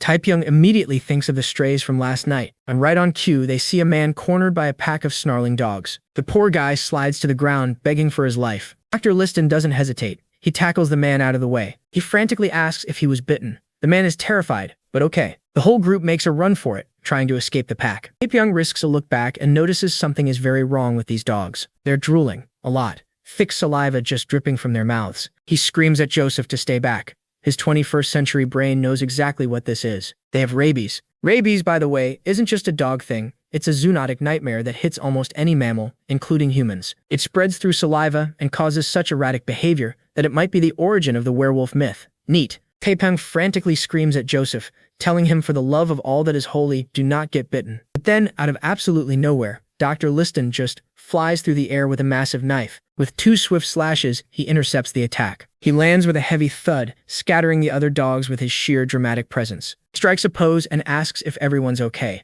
Taepyeong is shook. No surgeon needs to be this extra. Even the dogs just whimper and book it at Dr. Liston's aura-maxing. Just as they think it's over, he hears a scream, "Emily, watch out!" Before he can react, another woman just brains the dog with a heavy frying pan. The original victim collapses, and Pan Lady rushes over to her sister. Liston notes that several people are bitten and tells Taepyeong to get his coachman to take them to the hospital. As the carriage clip-clops away, Taepyeong asks if they're going to be okay. Liston grimly states that it doesn't look good, but for now they can at least stop the bleeding. And right on cue, the police finally show up. They sure took their time. Ignoring the sass, an officer asks who killed the dog. Apparently there's a reward. Turns out there have been so many dog attacks that the city is just paying people to kill strays. Taepyeong realizes that with London's booming population came a ton of abandoned dogs. It's a full-blown crisis. He can only wonder just how many people in this city are getting infected. At the hospital, the first victim is screaming in agony while a doctor prepares another questionable treatment. The tool, glowing red-hot, is pulled from the fire. Taepyeong watches in horror. He thinks they're straight up torturing the guy. The doctor calmly says he's stopping the bleeding, then presses the iron to the wound. The patient mercifully stabilizes. He explains that dog bites shred the flesh, so stitches are impossible. Cauterizing is their only option. Taepyeong knows this is a terrible idea. Burning the skin destroys the body's main defense against infection. The guy is going to die of tetanus long before rabies ever gets him. The doctor then picks up the hot iron again and says, "All right, your turn." Approaching the little girl, Taepyeong gasps, realizing with dread that they're about to do the same thing to a child. "Wait, I'll see to it," Taepyeong shouts, volunteering to treat her himself. They hand him the branding iron, he firmly declines. He's going to treat them with water. He quickly orders Joseph to boil him some water for sterilization. He then kneels before the frightened girl and carefully pours the cooled boiled water over her wound. He explains he needs to wash away any contaminants from the dog's teeth, meticulously scrubbing the wound. The girl trembles from the pain but doesn't make a single sound. Taepyeong is amazed by her resilience. What a tough kid. After the cleaning, her sister Charlotte asks if she's all right. Taepyeong says his method is far safer than fire, but she needs to stay at the hospital for observation. But Emily looks up with worried eyes. "But we don't have any money." Taepyeong just smiles reassuringly. He knows someone who can help with that. He's already volunteered poor Alfred, who's still in recovery by the way. Smooth. With the immediate crisis handled, Taepyeong's mind returns to the actual problem, rabies. Once symptoms appear, death is 100% certain. Even in his time, there is no cure. Only hope is a vaccine before the virus hits the brain, but a vaccine doesn't exist in this era. Suddenly, a man approaches. "Excuse me, I'm Bronta. I was told my daughter was brought here." Taepyeong realizes this must be Emily and Charlotte's father. A heavy feeling settles in. Is this man fated to helplessly watch his own daughter die a horrible death? Feeling utterly powerless, he stares out at the rainy night, wondering if he can do anything at all. Later that night, he checks on Emily, who is sleeping soundly in a hospital bed. He notices something odd. Tucked under her blanket are stacks of handwritten papers. Pulls one out and reads scattered words. The moor, wuthering, and that famous line about souls. And then, Heathcliff. Suddenly, it all starts to click. This seems extremely familiar. Flashes back to the girls, Emily and Charlotte, and their father, who introduced himself as Bronte. His eyes widen in disbelief. Emily Bronte? The author of Wuthering Heights? The young girl sleeping in the bed is the future literary genius, Emily Bronte. Well, this just got complicated. So, our guy Taepyeong was never a big reader in his past life. Classics were just something you crammed for exams. But Wuthering Heights was different. He picked it up on a whim and got completely hooked. He was absolutely lost in that story, and now he's literally reading the author's first draft. Just then, back in the present, Emily begins to stir. She jolts awake, seeing a complete stranger holding her precious manuscript. Panicked, she yanks the papers back, accusing him of trying to steal her work. Taepyeong immediately tries to backtrack. "Whoa, no. I was just curious. Your story was so good, I couldn't stop reading." That gets her attention. She gets all flustered, claiming she was just scribbling and that her sister Charlotte is the real writer. Her sister? Wait, Charlotte Bronte? As in, the author of Jane Eyre? Yep, you heard that right. He stumbled upon the legendary Bronte sisters, future icons of British literature. He leans in, genuinely curious now. "Are you planning to turn this into a novel?" She looks down, considering it for a moment. "I'd like that," she admits in a small voice. "But where I live, there's nothing but wind and empty land. All I can do is daydream." She says when she does, her head fills with sounds and stories, like they're coming from another world. Taepyeong is completely captivated by her description of her own genius, but her brief spark of passion quickly fades. "But that's impossible, isn't it?" she asks, her voice full of resignation. Seeing her give up like that sparks something fierce in Taepyeong. Suddenly, he's full of fire. "There has to be a way. This is the best hospital in London." "Don't give up," he insists. "Just wait. I'll figure something out. I really need to know what happens next in your story." Her eyes widen. A little hope returns. As soon as he leaves the room, that confident act completely disappears. His real thoughts are much darker. Of course, that was a lie. He knows the grim truth. Rabies is 100% fatal once symptoms show, and the vaccine for it doesn't exist yet. A completely unhinged plan starts to form. He bursts into the office and declares, "I need a rabid dog." Dr. Liston and Joseph are understandably confused. Joseph asks if he's planning to hunt every dog in London. "No, that's impossible," Taepyeong replies calmly. "One or two should be enough. Time to spin another tall tale." He tells them about a legend from his homeland, about a man bitten by a rabid dog. According to his story, the man bit the dog back, swallowed a piece, and was miraculously cured. Totally believable. And with that completely logical story, he convinces them. The hunt is on. They track one down. A big, mean-looking dog foaming at the mouth has Joseph cornered. Just as it lunges, Dr. Liston moves like lightning, his massive blade finding its mark. The dog is down. Now the real, grisly work can begin. Taepyeong, masked and gloved up, gets ready to create his 19th century vaccine. Liston is disgusted, thinking he's going to feed the meat to someone. "We're not using meat," Taepyeong says. "We need the brain medulla." He falls back on his usual explanation. "Rabid people go crazy, right? The bad energy must be in the head." Liston actually buys it. His actual theory, of course, is that the rabies virus itself is concentrated in the dog's brain and spinal cord. He guides Joseph through the dissection, since he's the only one who knows what he's looking for. The goal is to remove the medulla, brain, and cerebrospinal fluid perfectly intact. Next, they lay the brain matter out to dry in the sun. "The sun disinfects," he explains. "It should weaken the virus." He's basically trying to invent attenuation, the process of weakening a pathogen to create a vaccine. He's running on the same theory Edward Jenner used for the smallpox vaccine. Use a weaker version to build immunity. But this is all a gamble. He's a surgeon, not a biologist. How long is long enough to dry it? If he messes this up, he could inject live rabies directly into Emily. The weight of that choice is crushing him. He thinks of her and her quiet dream of becoming a writer, a dream she'd already given up on. He can't let her die. Not when the real vaccine is decades away, and her masterpiece would disappear with her. His mind is made up, but just as he's about to proceed, Joseph's voice cuts through the tension. "Young, it's raining," he yells. Taepyeong whips around in horror as rain starts to fall. Just as he's about to make medical history, the sky decides to rain on his parade. Literally. Joseph yells for them to get the dog brains inside before they're ruined. Inside, Taepyeong is furious. His entire plan hinged on a sunny day in London. Bro did not think this through. Joseph suggests putting the samples near a fire, but Taepyeong knows that'll just cook them, not create the weakened virus he needs. He closes his eyes, cursing the gloomy weather and dreaming of the blazing Korean sun, which is perfect for drying things. As they scramble for a solution, their rival Colin appears, immediately complaining about the smell. "You know, like a good colleague." Mockingly suggests they quit medicine and open a restaurant.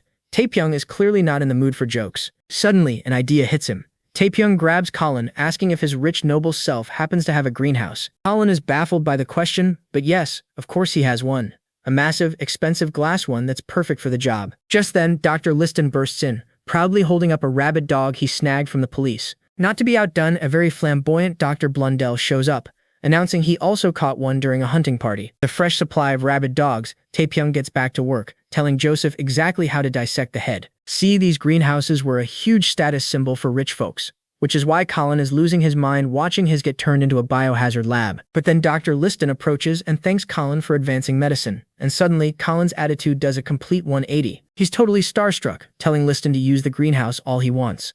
Taepyeong watches with a knowing look. Well, that was easy. Finally, it's time to administer the cure. But when Emily sees the tray of dried animal brain, she's understandably hesitant. Taepyeong gives her the super simplified version. When a rabid animal bites you, bad energy gets in and attacks your brain. He then asks a question.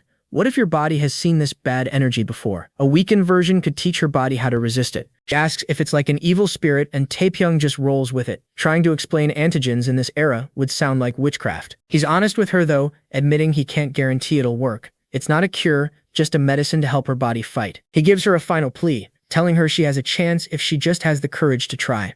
Emily looks down, considering his words. She looks up, remembering he was curious about her writing. She says she just got a new idea, about someone fighting their own madness. With newfound resolve, she declares that she'll eat it. Taepyeong's face lights up, filled with pure relief. To make the whole thing less intimidating, he playfully shapes the medicine into a little heart, which makes her laugh. He sends a silent prayer to God, hoping this talented girl gets the chance to tell her stories. He knows he's done everything he could. Later, history records that Emily Bronte wrote Wuthering Heights and died in her 30s. The cause was pneumonia, with no mention of rabies. Her masterpiece was actually a flop when it was first published, selling only 2 copies. History never says who bought them. However, we can guess that one of those buyers was someone we know, but that's a story for another time. Back in the present, chaos erupts as a man is violently thrown from his newfangled bicycle. He's quickly brought to the hospital. Taepyeong is horrified that they moved a man with a head injury. This is the 19th century version of a motorcycle accident. These new bicycles are dangerous. The diagnosis is grim. The man bit his tongue and is bleeding into his own windpipe. He's suffocating.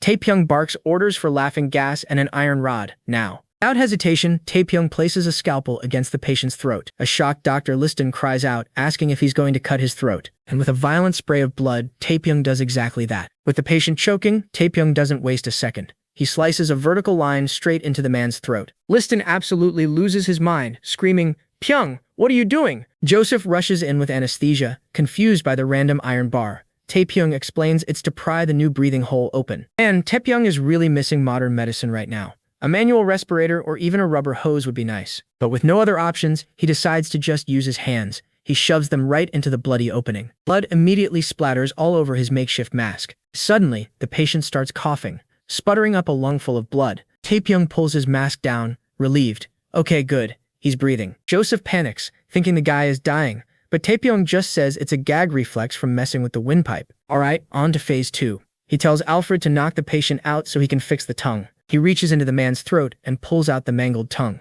And wow, the smell is worse than the blood. Taepyeong gags, thinking the guy's mouth is a biohazard. First, he has to pick out all the little tooth fragments embedded in the tongue. Then, he starts suturing the torn flesh to stop the bleeding for good. With a few quick stitches, the wound is sealed. His tongue will be swollen, but at least he's not suffocating anymore. But one problem is solved, and another appears. The man's skull is the real issue. Taepyeong sees a clear liquid dripping from the man's nose and feels a chill. Is that brain fluid? He really hopes it's just snot. He tells the others to move the patient extremely carefully. With a fractured skull, all they can do is let it heal. They prop him up to reduce the swelling in his tongue. Later, Dr. Liston actually compliments him.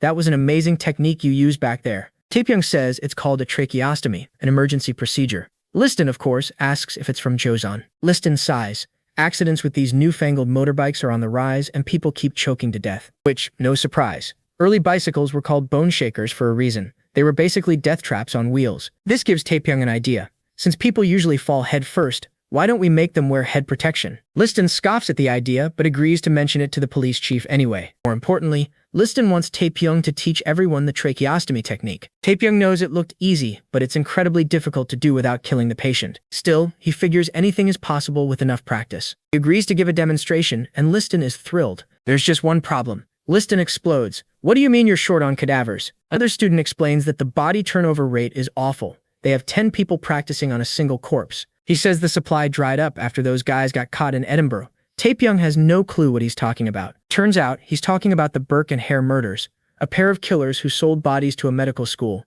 Yes, my friends, that was a real thing. As Taepyeong processes this, a horrible thought hits him. Wait a second. If catching serial killers caused a shortage for other schools, where is their school getting bodies from? Liston is frustrated. They can't practice the technique without a body, and they can't just wait for another accident. Then he gets a brilliant, terrible idea.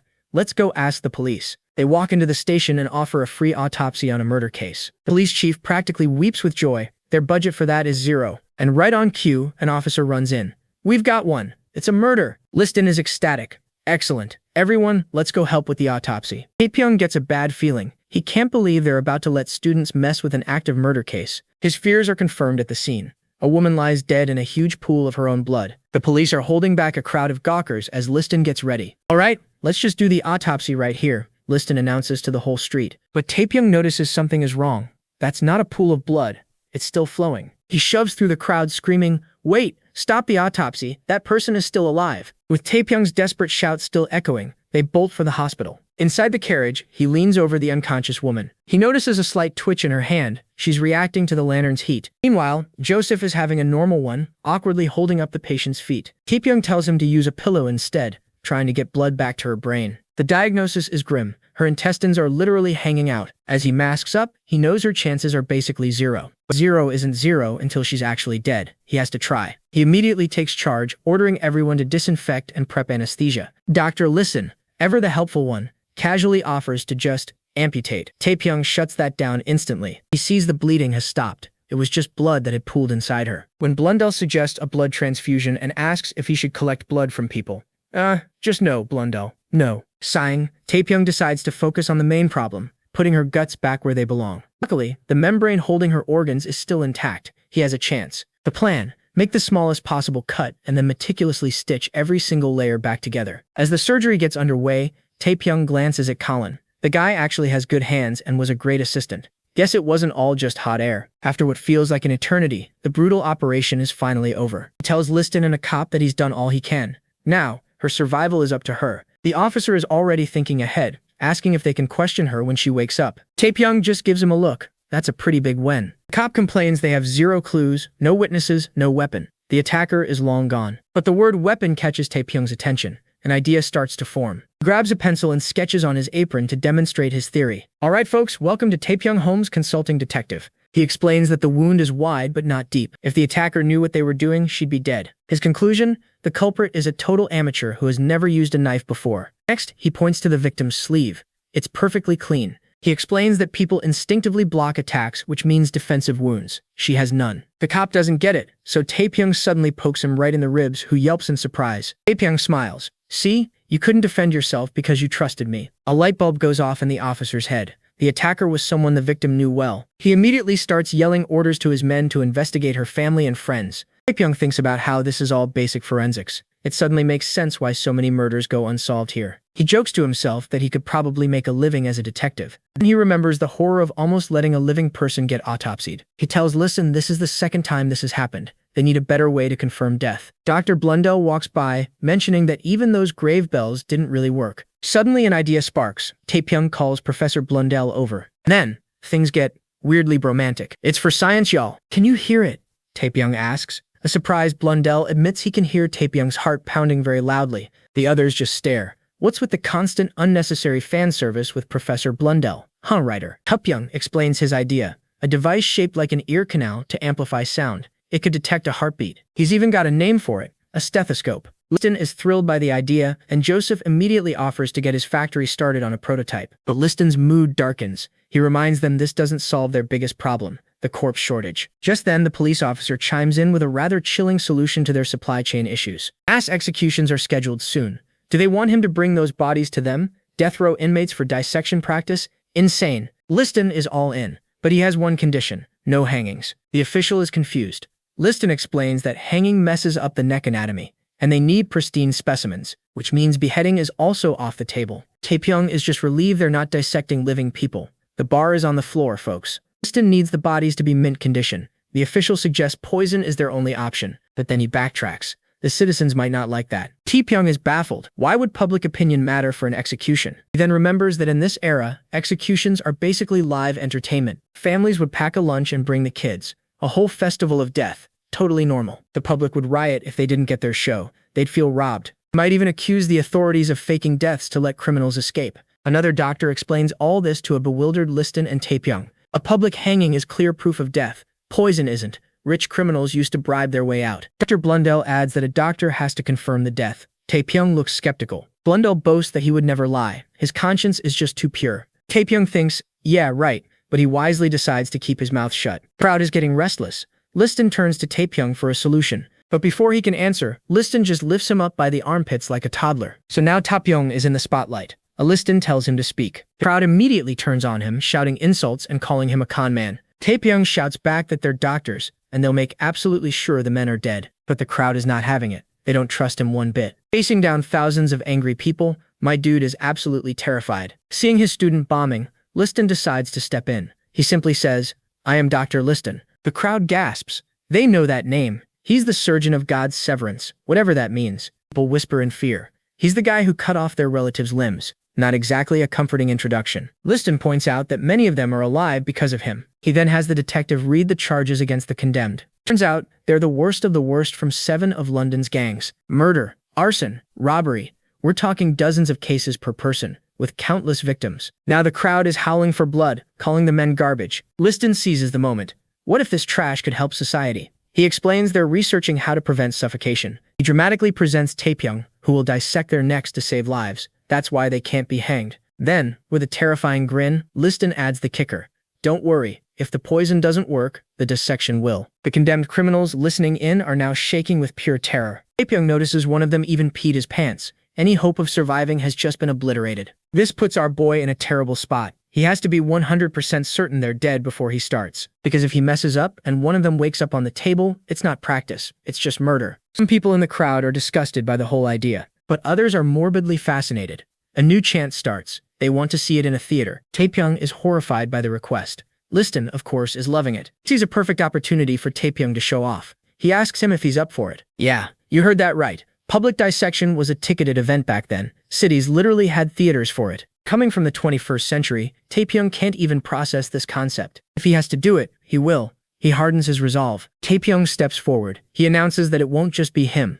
Other doctors will join to study the neck. Therefore, they'll need a very large theater. He turns to the police and asks them to prepare one. The officer is like a deer in the headlights, but the crowd roars with approval, demanding he get it done. Meanwhile, in a much nicer room, a maid reports the commotion to her mistress. The woman pauses, calling out the name Pyong. She asks if it's the doctor from the papers. The maid confirms, yes, princess. And it seems the princess is also quite interested in this public dissection. And so the main event begins. The poison of choice? Arsenic. A classic. Naturally, the condemned man isn't exactly thirsty. He puts up a fight as the guards try to force-feed him. Dr. Liston, always ready to rumble, offers to lend a hand. But the executioner is like, thanks, but I got this. Watching all this, our boy Taepyeong is not having a good time. Taepyeong tries to rationalize it, telling himself these guys are criminals who deserve what's coming. But he's just here to sign the death certificate, not watch the whole gory show. This whole process is making him sick. Okay, the messy part is over. Now it's time for our doctors to confirm the guy is actually dead. He starts with the basics, checking for pupil reflex and any muscle tension. Then Liston busts out the prototype stethoscope Taepyeong designed. It's basically just a fancy tube for listening. Crude, but Taepyeong knows it's a huge step up from pressing your ear against a stranger's chest. Liston presses the tube to the prisoner's chest, and his eyes just about pop out of his head. He stands up, completely stunned, and announces, this man is still alive. The crowd is not happy. One guy even complains he was waiting to haul the body away. The hustle never stops. Taepyeong's brain short-circuits. The dude survived drinking arsenic? 19th century folks are just built different. Later, for the dissection, it turns out the venue isn't some back-alley theater. It's the Royal Opera House. Taepyeong is floored. Royal means it belongs to the queen. He thought they just rented a community hall. Nope. Turns out a very important someone wanted a front row seat and pulled some strings for the venue. And that someone is Princess Victoria. Yes, that one. No, the future queen of an empire so big the sun literally never set on it. No big deal. And she's right there, in the royal box, watching him. Taepyeong is having a full-on meltdown. From her seat, Victoria gets a closer look, noting that Taepyeong isn't Indian. She's curious what kind of magic this doctor from a tiny country is using to cause such a stir. Liston points out it's not just nobles. The second floor is packed with medical students and professors, all here to judge him. Joseph peeks through the curtain, checking on Taepyeong's rapidly deteriorating mental state. He offers a drink for the nerves, but Taepyeong shuts him down. He needs to be sharp. He gives himself a pep talk. He's done live surgery before, even in front of his genius professors. With a bit of confidence, he steps onto the stage and announces today's lecture, The Anatomy of the Neck. He begins, explaining the first cut runs from the earlobe down, warning everyone not to get too enthusiastic. Immediately, the other doctors start panicking. One of them goes way too deep and hits a bleeder. Taepyeong has to yell that the thickness isn't uniform. If they hit something important, they need to stop and wait. He can't look away for a second. These guys only know one speed, fast and messy. Precision is a foreign concept. So he demonstrates the proper technique, a clean U-shaped cut, peeling back the layers with a flat tool. The other surgeons watch, mouths agape, as he lifts the entire platysma muscle in one clean piece. He notes that the fresh corpse is making this way easier than it would be in the 21st century. Silver linings, I guess? Of course, some people are still all thumbs. One doctor even drops his scalpel, nearly giving himself a new toe. Taepyeong has to run around like a stressed-out teacher, correcting everyone's messy work. He points out the airway, explaining the cartilage and muscle that make up the windpipe. Then comes the big reveal. If you cut the airway and insert a tube, someone who's choking can still breathe. It's a life-saving procedure that buys precious time and stops a patient from suffocating. The audience is completely blown away. breathing through a hole in your neck? This is basically sorcery to them. Princess Victoria, clearly intrigued, asks an attendant about tomorrow's schedule. The attendant confirms there's an opera performance, but Princess gives a simple order: cancel them. She wants to keep watching this doctor's every single performance until she gets bored. And so, after a grueling 30-hour dissection marathon, the entire medical team is completely wiped out. Taepyeong flashes back, remembering his confusion. He thought the neck demonstration was the main event. But nope. Princess Victoria was so entertained she cleared the entire theater schedule just for them. You can't really say no to a princess, so he reluctantly announces their next subject is the abdomen. Internally, he's ready for a fight. He survived a residency with 120-hour work weeks. This should be easy. He was wrong. His modern body is no match for the insane stamina of 19th century royalty. As Taepyeong wakes up, Alfred tells him to go home. But Joseph is just glad to see him conscious. Just then, a staff member arrives.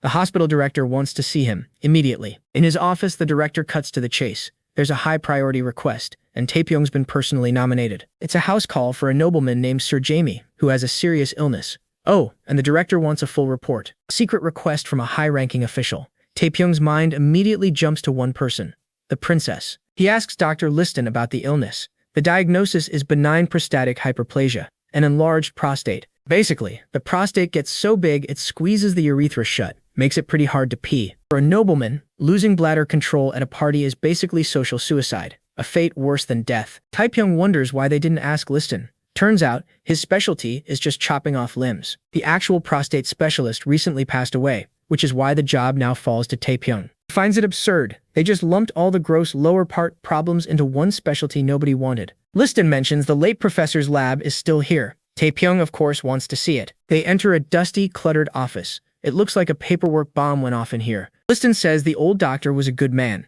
He took on the cases other surgeons refused to touch. As they sort through the files, Taepyeong is impressed. These guys actually understood the basics of the condition. Suddenly, Joseph calls out. He's found a box of what looks like old-school treatment tools. Taepyeong examines one of the instruments. It's a long, curved metal rod, kind of like a primitive endoscope, except there's no camera on the end, just a horrifyingly sharp point. Not good. And then he realizes exactly how they use this tool to clear a blocked urethra. Yikes. The method had a tiny flaw. It would create a new hole, flood the body with urine, and cause a very painful death. Alfred finds a patient list. Every single name is marked with an X. Not a great sign. They all died. He picks up a letter that begins, "Dear Professor, I am Harry." The paper is stained with tears. Taepyeong asks about Harry. Liston's face darkens. "Ah, Dr. Harry," he says. "We called him Harry, the butcher." Apparently, Harry was an experimental doctor who got kicked out of the college for his radical methods. His insane idea was to literally tear the prostate out by cutting the flesh from the inside. TMI, Miss Writer. An era with no sterile surgery. That procedure was a guaranteed agonizing death sentence. Now the nickname makes sense. Okay, so Harry's a butcher, but the letter reveals something even more chilling. Harry found that old soldiers with no urination problems all had one thing in common: injuries to their testicles. A horrifying thought dawns on Taepyeong. By idea, he doesn't mean, oh no. The letter confirms his worst fears. Sir Jamie contacted Harry, who decided to try his new technology on him. Taepyeong frantically asks when the letter arrived. A few days ago. They're running out of time. He springs into action, yelling for a carriage. We have to hurry. Sir Jamie's testicles are in danger. This is the best battle cry we've heard in ages. The rescue carriage slams to a halt in a seriously sketchy part of town. Liston starts hammering on the door, screaming for a guy named Harry. Yeah, nobody's answering. Liston is officially out of patience, so he just kicks the door clean off its hinges. Problem solved. Inside is a filthy, cobweb-covered nightmare. Joseph immediately starts complaining about the smell. Suddenly, a man in a lab coat tries to book it by smashing through a window. But Liston is right behind him, surgical blade already out, and the chase is on. Liston's actually impressed, noting the guy is pretty fast. He then roars that Dr. Liston, is a pro at chasing, and he always gets his guy. Is this dude like the industrial-era Batman or what? Apparently, folks, doctors back then learned running and horseback riding, just in case they needed to dip when a dead patient's family got, emotional at them. Meanwhile, back in the lab of horrors, Taepyeong finds a closed door. He cautiously pushes it open, and his face says it all. It's a room full of men, all groaning in pain, and they all have bloodstains right around the crotch. Just then, Liston returns, proudly dragging Dr. Harry by the scruff. Harry confesses he was just practicing on the poor, before trying it on a rich guy. Taepyeong is horrified. This dude was practicing how to remove testicles. It was tragically easy to find test subjects back then. The poor were desperate for any money. Even Dr. Felix killed 75 people practicing before he performed hemorrhoid surgery on Louis XIV. and he even got a title for it. Harry tries to defend himself, saying he was helping with their prostate pain. He even brags that his success rate is 2 out of 4 patients. Not the flex you were hoping for, bud. Harry just hand-waves the deaths away. He says Sir Jamie consented, and he just needs more practice. And to Taepyeong's absolute shock, Liston is intrigued. He wonders if the theory actually works. He admits his own father suffered from the same thing. If it works, even a cruel method is on the table. Taepyeong knows that scientifically, it's not totally wrong, but he can't exactly explain hormones to these guys. While Harry keeps rambling, Taepyeong comes up with a plan. He asks Harry for a list of the patients who survived. A few days later, they roll up to Sir Jamie's ridiculously fancy mansion. Sir Jamie immediately asks Harry if he's ready for the big surgery. Taepyeong steps in, explaining a certain higher-up sent him. Sir Jamie has no idea what he's talking about. So the princess sent him on the down low. He improvises, saying the hospital director sent him to check in. But Sir Jamie is sold on Harry's new science. He's not letting some youngster touch him. Before anyone can argue, Taepyeong plays his trump card. He wants to talk to a former patient. So Harry calls in a guy named Mr. Hugh, who looks pretty frail. Taepyeong asks him to show them the results. Hugh agrees, but only if he gets paid. Hugh takes off his shirt, and Sir Jamie gasps. The guy is basically a skeleton. Taepyeong explains this guy used to be a muscular sailor. After the surgery, he lost it all. Harry argues that it fixed the peeing problem. The muscle loss is just a side effect. Taepyeong then asks if he's had any other problems. Blushing, Hugh admits he can't get it up anymore. That hits Sir Jamie like a ton of bricks. See, Taepyeong knew he couldn't explain hormones, so he showed them a side effect they definitely care about. He drives the point home. What if this surgery ruins your sex life? Now, Sir Jamie has a choice to make. Which doctor does he trust? Taepyeong drives the point home.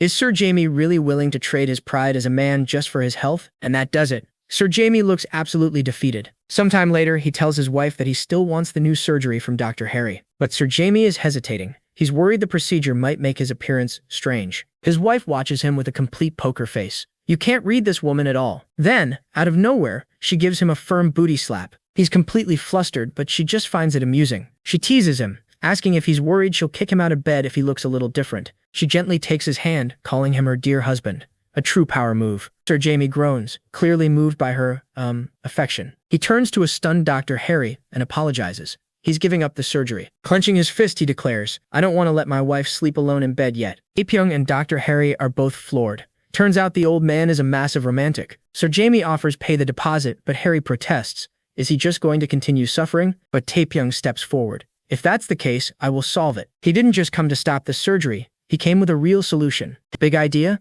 A prostate removal surgery. Back at the factory, Taepyeong shows off his blueprints for a brand new surgical tool. It's a curved device with a hidden blade that emerges from the tip to avoid damaging anything on insertion. The foreman confirms that since it's hand-sized, they can make it happen. It's tedious work, but Taepyeong knows it's way safer than the alternative. That's not all. He needs one more thing to pull this off. He needs a firm, elastic rubber tube to be inserted through the urethra, the world's first catheter. The foreman mentions they have a bunch of failed, overly elastic condoms that might work. Taepyeong thinks it through. It can't be too stiff or too loose. It has to be just right. This can only be tested on a living person. He turns to his friends and asks, when did you all go to the bathroom? Joseph went recently, but Alfred went about 2 hours ago. Tiny chibi Taepyeong deduces that Alfred must have the fullest bladder. Alfred has no idea why Taepyeong is suddenly looking at him with that creepy smile. Before he can react, Taepyeong yells, Joseph, grab him! And Joseph puts a panicking Alfred in a headlock. Factory workers are all shook as they hear the commotion. It's for the sake of medicine, guys. And so,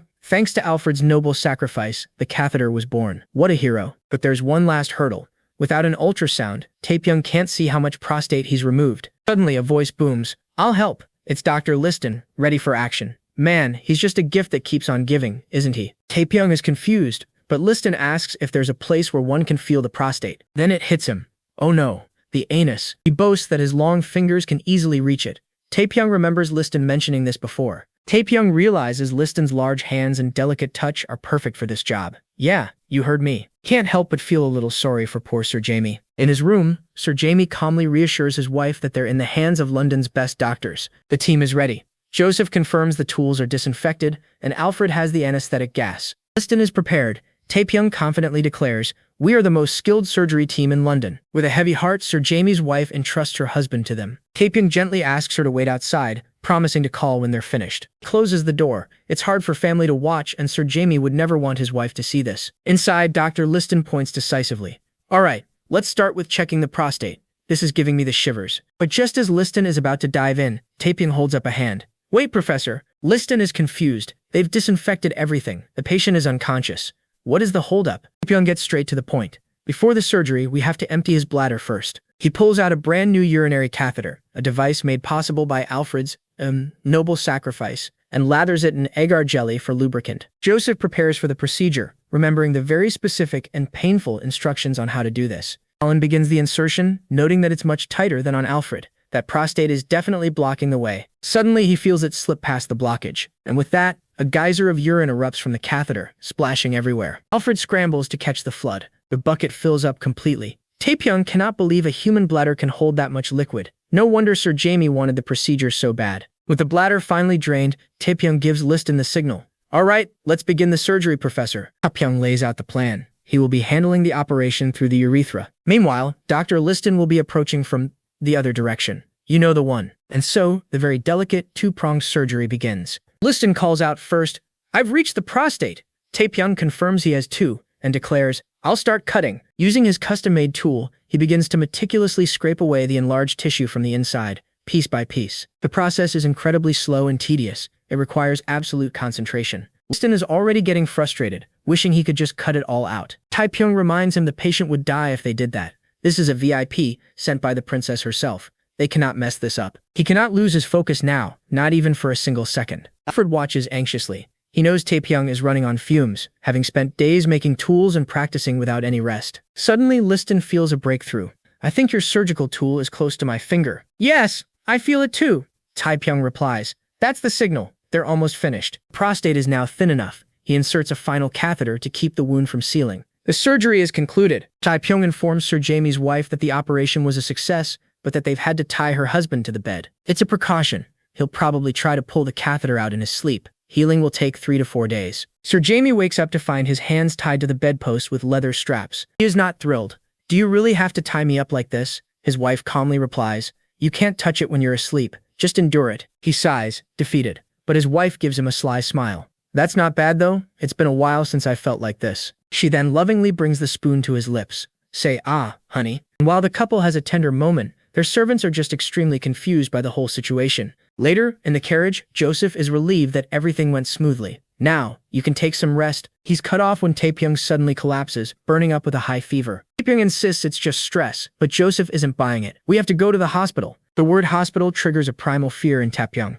No, not the hospital. He yells that he'll just go home and rest. Never ever take me to the hospital. He shouts hysterically for another moment before finally passing out. As his consciousness fades, his last thought is a desperate plea. Do not take me to a hospital while I am out. Taepyeong groans, slowly waking up in a comfortable bed. He jolts fully awake and immediately starts checking his body in a panic. His ankles are fine, he sighs in relief. He's glad they didn't cut anything off or try to bleed him. Just then, Alfred walks into the room. Alfred explains that the family doctor saw no need for bloodletting. He just has a mild cold from being tired. Taepyeong is grateful.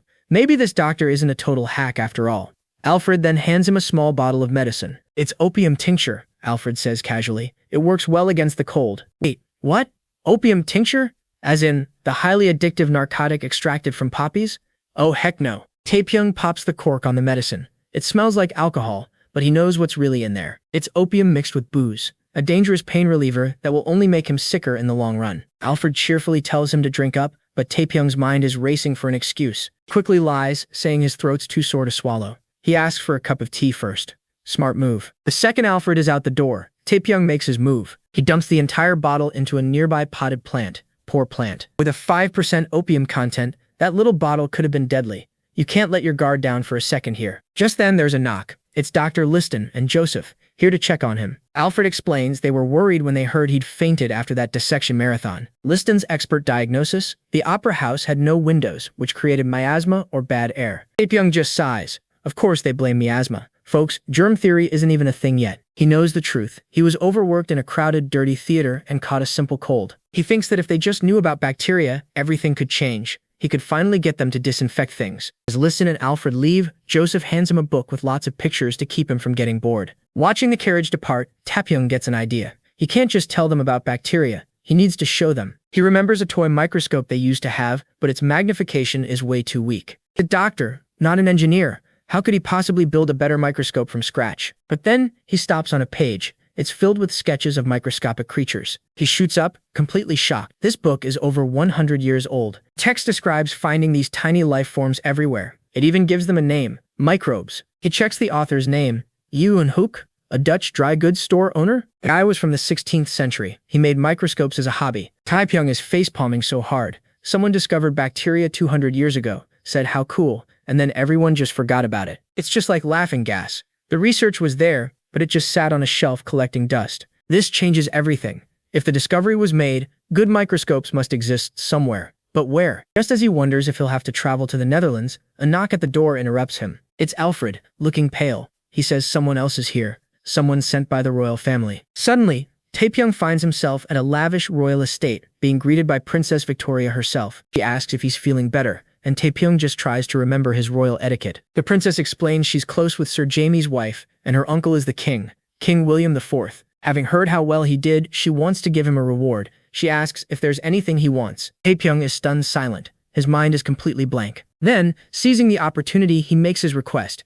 Could you please help me get a strong microscope? The princess is completely baffled. She offered him anything in the world, and this man asked for a toy? Princess Victoria's face immediately sours, and Taepyeong realizes he's made a huge mistake. He's never spoken to a royal before. He has absolutely no idea what the proper etiquette is. In a desperate attempt to fix things, he blurts out, "It's not a toy." He explains it's a priceless treasure that he's been searching for his entire life. Thinking on his feet, he cooks up a story about his mother having a special dream before he was born. According to his new lore, an angel appeared and told her to find a microscope for her child. His mother, a simple woman, apparently just yelled at the angel, having no clue what a microscope was. He lays it on thick, claiming his family searched for it their whole lives but failed. He even squeezes out some tears, calling it his parents' dying wish. Which is, total baloney. He clasps his hands and begs her for help, promising to never forget her generosity. The princess doesn't really get it, but she can tell this is extremely important to him. She agrees to ask around for him.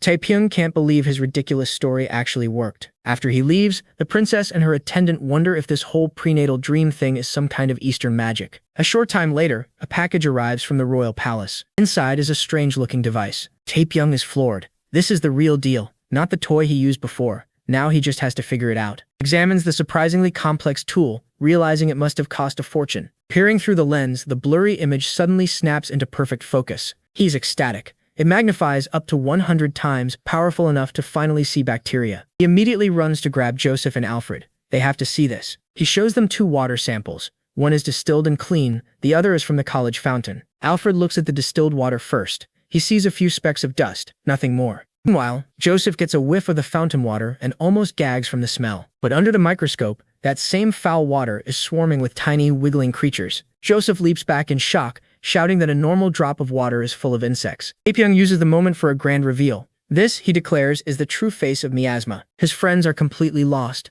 They thought miasma was just invisible bad air. Joseph isn't buying it. He argues miasma is a really ancient theory. Realizing they're stuck in the old ways, Taepyeong tries to reason with them. What about the bad energy from the dissection room that nearly killed Alfred? He then makes a proposal. If they find these same creatures on a corpse, they have to take him seriously. They take a sample from a cadaver, and it's absolutely covered in the same bacteria. Even Dr. Liston is stunned. He says if this is proven, it will be an incredible discovery. The older doctors aren't convinced, but Taepyeong is ready to prove his theory once and for all. And Liston, my friends, gets a wild look in his eye. He's got a new mission. Their destination? The filthy, disgusting Thames River, where they start gathering buckets of water. Taepyeong also says they'll need some bodily fluids from the dissection room corpses, for science. Staring at 2 huge buckets of sludge, Joseph asks if this is overkill. Liston says experiments must be done right. Back at the college, Liston gets everyone's attention, hyping up their grand experiment for medical advancement. Then he drops the bomb. He needs volunteers to drink the contaminated water. Taepyeong loses it. He cannot believe Liston's insane plan is to poison the entire student body. Taepyeong immediately shuts that down. No, this is totally different from when Colin lost a tooth for a laughing gas demo. Taepyeong is spiraling. This is on a whole new level than Colin's laughing gas demo. If this goes wrong, he could literally be burned at the stake. He rushes to Dr. Liston, pleading with him. Professor, this is way too dangerous to try on students. But Liston isn't moved. He just reminds Taepyeong that studying medicine has always been a life or death business. Desperate, Taepyeong suggests a dark alternative. We could just hire some people from the slums. They'll do anything for money. He remembers the grim ward at Harry the Butcher's place, where the poor sold their bodies for experiments just to eat. Just then, Colin stands up with a mocking grin. What's the matter? Are you scared? He strikes a heroic pose, acting like the main character. We are future doctors. If we don't do this for medicine, who will? Colin calls him a coward, but Taepyeong is already lost in thought. He realizes Colin has a point. The students are young and healthy. They have a better chance of survival. Riding his moment, Colin volunteers. Professor, I will bravely take on the challenge. Liston is thrilled. Well said, Colin. I'll be sure to mention you in my thesis. Taepyeong just watches him, thinking, this dude is so desperate for validation. Does he get bullied at home or something? Alright, fine. If it has to be this way, he'll just have to make this experiment as safe as he possibly can. He lays out the new plan. They'll split into 3 teams. Team 1 is the control group, drinking clean distilled water. Then we'll have the Thames team and the body fluid team. Dividing them will help us identify the symptoms. To minimize the risk, he'll dilute the contaminated samples with water before anyone drinks them. Liston agrees, realizing they can also record how symptoms change based on the dose. With plan set, Liston barks, all right, everyone, stand in order. Colin immediately starts complaining that he's on the safe team, worried about not getting enough credit in the papers. Taepyeong just looks at him calmly. Don't worry about it. We're about to be very busy. Later, in a makeshift ward, the students wait by their assigned beds for the experiment to kick off. Liston checks his watch. Still no reaction. Taepyeong reassures him it takes time for the miasma to be absorbed. But Taepyeong knows. Once it starts, and there it is. A student moans, clutching his stomach. He retches violently, collapsing to the floor. A chain reaction. Suddenly, the entire room is a symphony of groans and vomiting. Taepyeong takes a grim tally. 7 from the body fluid team and 6 from the Thames team are down. As for the distilled water team, they're perfectly fine, looking smug about it. Taepyeong springs into action, shouting orders. Bring more buckets, and don't get the vomit in your mouth. With no medicine in this era, all they can do is monitor the patients and hope for the best. When Thames team starts getting diarrhea, Taepyeong puts on a makeshift mask, ready for what's next. His modern knowledge tells him it's E. coli from the river and staph from the corpses, explaining the different symptoms. Suddenly, a man with a massive mustache bursts in. What's this? Students sick in groups? Taepyeong groans. It's Professor Jamel, the Four Humors doctor. Jamel immediately makes the worst possible diagnosis. Vomiting is caused by excess water. Their water must be reduced. He then issues a command that could kill them all. Do not give the patients water. The severe cases might even need bloodletting. Taepyeong leaps up to stop him. No, it's the opposite. They're losing fluids. They need more. Dehydration is the real danger. He tries to reason with him. Professor, if it was just too much water, why was everyone fine this morning? This only happened after they drank what we believe is miasma. He presses on. Shouldn't we try to dilute the miasma by adding water? The professor looks genuinely stunned. Mel is stumped. Common sense from his era says withdraw water, but Taepyeong's logic is annoyingly solid. Taepyeong uses an analogy. It's better to deal with small problems over time than one big fatal blow. The professor gets offended. Are you saying you'd listen to this child over me, a French practitioner? Taepyeong quickly backpedals. No, Professor, it's an experiment. Just then, an orderly runs in. Professor Jamel, a patient ran away during their mercury treatment. Jamel groans. That guy Killian? Again? He stomps off, shouting that he's coming. Taepyeong hears the name and his eyes widen slightly. Killian. That man could be useful later. With the professor gone, Taepyeong takes charge. Okay, hydrate everyone. Bring me the distilled water. He explains that vomiting and diarrhea are the body's natural way of kicking out harmful germs. He's right. The students who got sick first are already starting to stabilize. But Taepyeong knows the real danger isn't the ones making a scene. It's the patients who are completely silent. The ones who are too weak to even scream in pain. The ones who are quietly dying. While the loud ones get all the attention, Taepyeong frantically calls for more distilled water. This one is far sicker than the others. He checks the kid's temperature. It's scorching. A serious fever. A terrible truth hits him. The fungus has entered the bloodstream. This is sepsis. He tells his assistants their only priority is making this patient drink water, no matter what. When asked how much, his answer is grim. Until he's fine. Without antibiotics, it's all they have. He screams for more distilled water, pushing everyone to their breaking point. But just when things look their most desperate, the young nurse steps forward. She says she heard they needed help, and caring for patients is what they do. She announces the nurses will take turns helping them through the night. Taepyeong is stunned. He's moved to tears by their dedication, barely managing a thank you. Throughout the night, they all work tirelessly, forcing water down the throats of the sick. It's a brutal, exhausting job, but they have to keep them hydrated. Suddenly, Taepyeong realizes the septic patient is now completely unconscious. This is bad. He can't drink on his own, and an IV is way too dangerous right now. He urgently shouts for a stethoscope. Pressing the crude instrument to the patient's chest, he listens. He can hear it. The telltale sound of muscles straining between the ribs, acute respiratory distress. It could be pneumonia, or even worse, the sepsis is shutting down his body. He curses his inexperience. In the 21st century, he'd have an X-ray, not this wooden cone. He yells to prep for intubation, but Colin just snaps back that he's already on it. Taepyeong readies a scalpel at the patient's throat, but he stops. This isn't a blockage. The kid's lungs are failing. they just can't move. He thought about making a modern bamboo bag, but the rubber from this era was total garbage. So he had to get creative with the next best thing. Bellows. Yes, you heard me. They're using a modified blacksmith's bellows as a manual ventilator. The only way to power this thing? Pure, 100% arm strength. As they pump like madmen, Alfred asks how long they have to keep this up. Taepyeong, trembling from exhaustion, says they can't stop, not until he's breathing on his own. Hours grind by. As the sun rises, Taepyeong is still standing watch. He checks the patient and finds him breathing normally.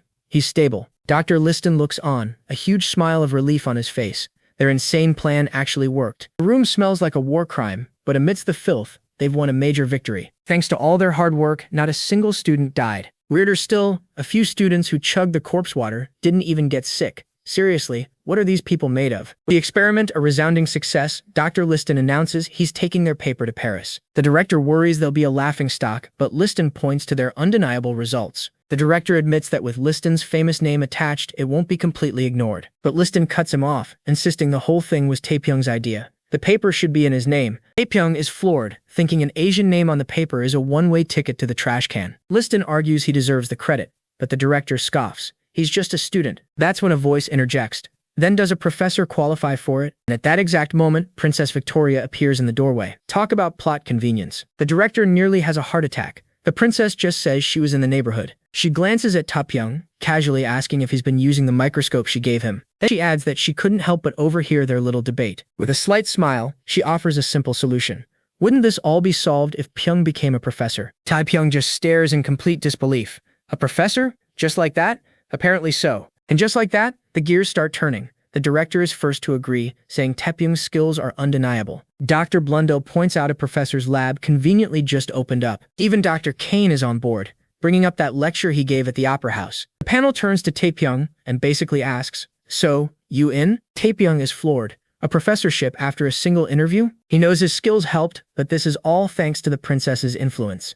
Gotta love the power of royalty. The head of the panel slams his book shut. Well then, by unanimous vote, we appoint Dr. Pyong as a professor. Taepyeong is just stunned into silence. A little later, he steps into his very own professor's office. He remembers that in his past life, he died right after getting this promotion. He never even saw his office, but he has to admit, this doesn't feel bad at all. Just then, Joseph and Alfred pop in. "Pyong, let's go home." Alfred immediately starts teasing him. "Should I call you Professor Pyong now?" Taepyeong tells him to stop. It's cringe. He tries to play it cool, saying he just got lucky with the princess. But Joseph is a total fanboy for the new title, giving it a big thumbs up. Of course, the fun is interrupted by a hater in the doorway. It's Colin, who sneers that it was all just luck, since they all helped with the experiment. The princess really has no taste. What a twat. "You can call me Professor," Taepyeong declares. Colin is completely thrown. "Why only me?" Taepyeong just winks. "Because I'll be the one grading you from now on." Colin's face goes completely pale. He immediately bows. "Please take care of me, Professor Pyong." Taepyeong just tells him to work hard. Suddenly, Professor Liston shows up in the doorway. He asks if it's okay for him to be a co-author, since Taepyeong did most of the work. Taepyeong insists.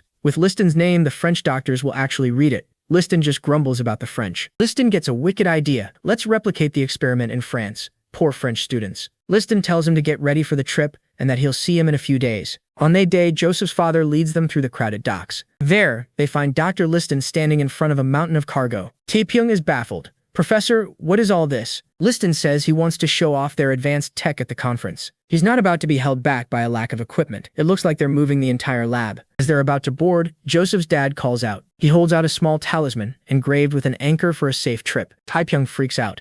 "Aren't you a devout Quaker?" But Mr. Liston just shoves it at him. Joseph's dad explains that everyone who sails carries one. "The sea," he says, "is a scary place." To Taepyeong's surprise, Alfred sheepishly pulls out his own. With a final wave, they part ways. Taepyeong boards the ship, thinking everyone is overreacting about a short trip to France. He's surprised it's a sailboat, not a steamship. Feels like he's in the age of exploration. But when he looks out at the open water, he's at a loss for words. The view is breathtaking. It's just so wide. He's seen the ocean before, but seeing it for the first time in this life is different. He wonders if this is how his parents felt when they left their home. The sea is vast, blue, and full of the unknown. A few hours later, that beautiful calm turns into pure terror. And folks, that's what we call foreshadowing. The violent rocking has Taepyeong feeling incredibly seasick. Joseph rushes over as Taepyeong hunches over a bucket. The weather changed in an instant. Taepyeong gasps for fresh air, like right now. Joseph helps him as struggle up the stairs to the deck. As they stumble, the talisman falls out of Taepyeong's pocket. "Talisman!" he yells, reaching for it. He lunges for it just as the ship lurches again. The movement sends another passenger flying into some crates. Joseph yells, "Did that guy get hurt?" Taepyeong just clutches his talisman, shocked by the storm's power. A few moments later, they're bringing the injured dude inside. They bring Liston up to speed. The man was thrown by the ship's lurch and almost crushed Taepyeong in the process. The poor guy is on the floor, shaking uncontrollably from the shock and pain. Taepyeong takes one look, and his modern doctor brain switches on.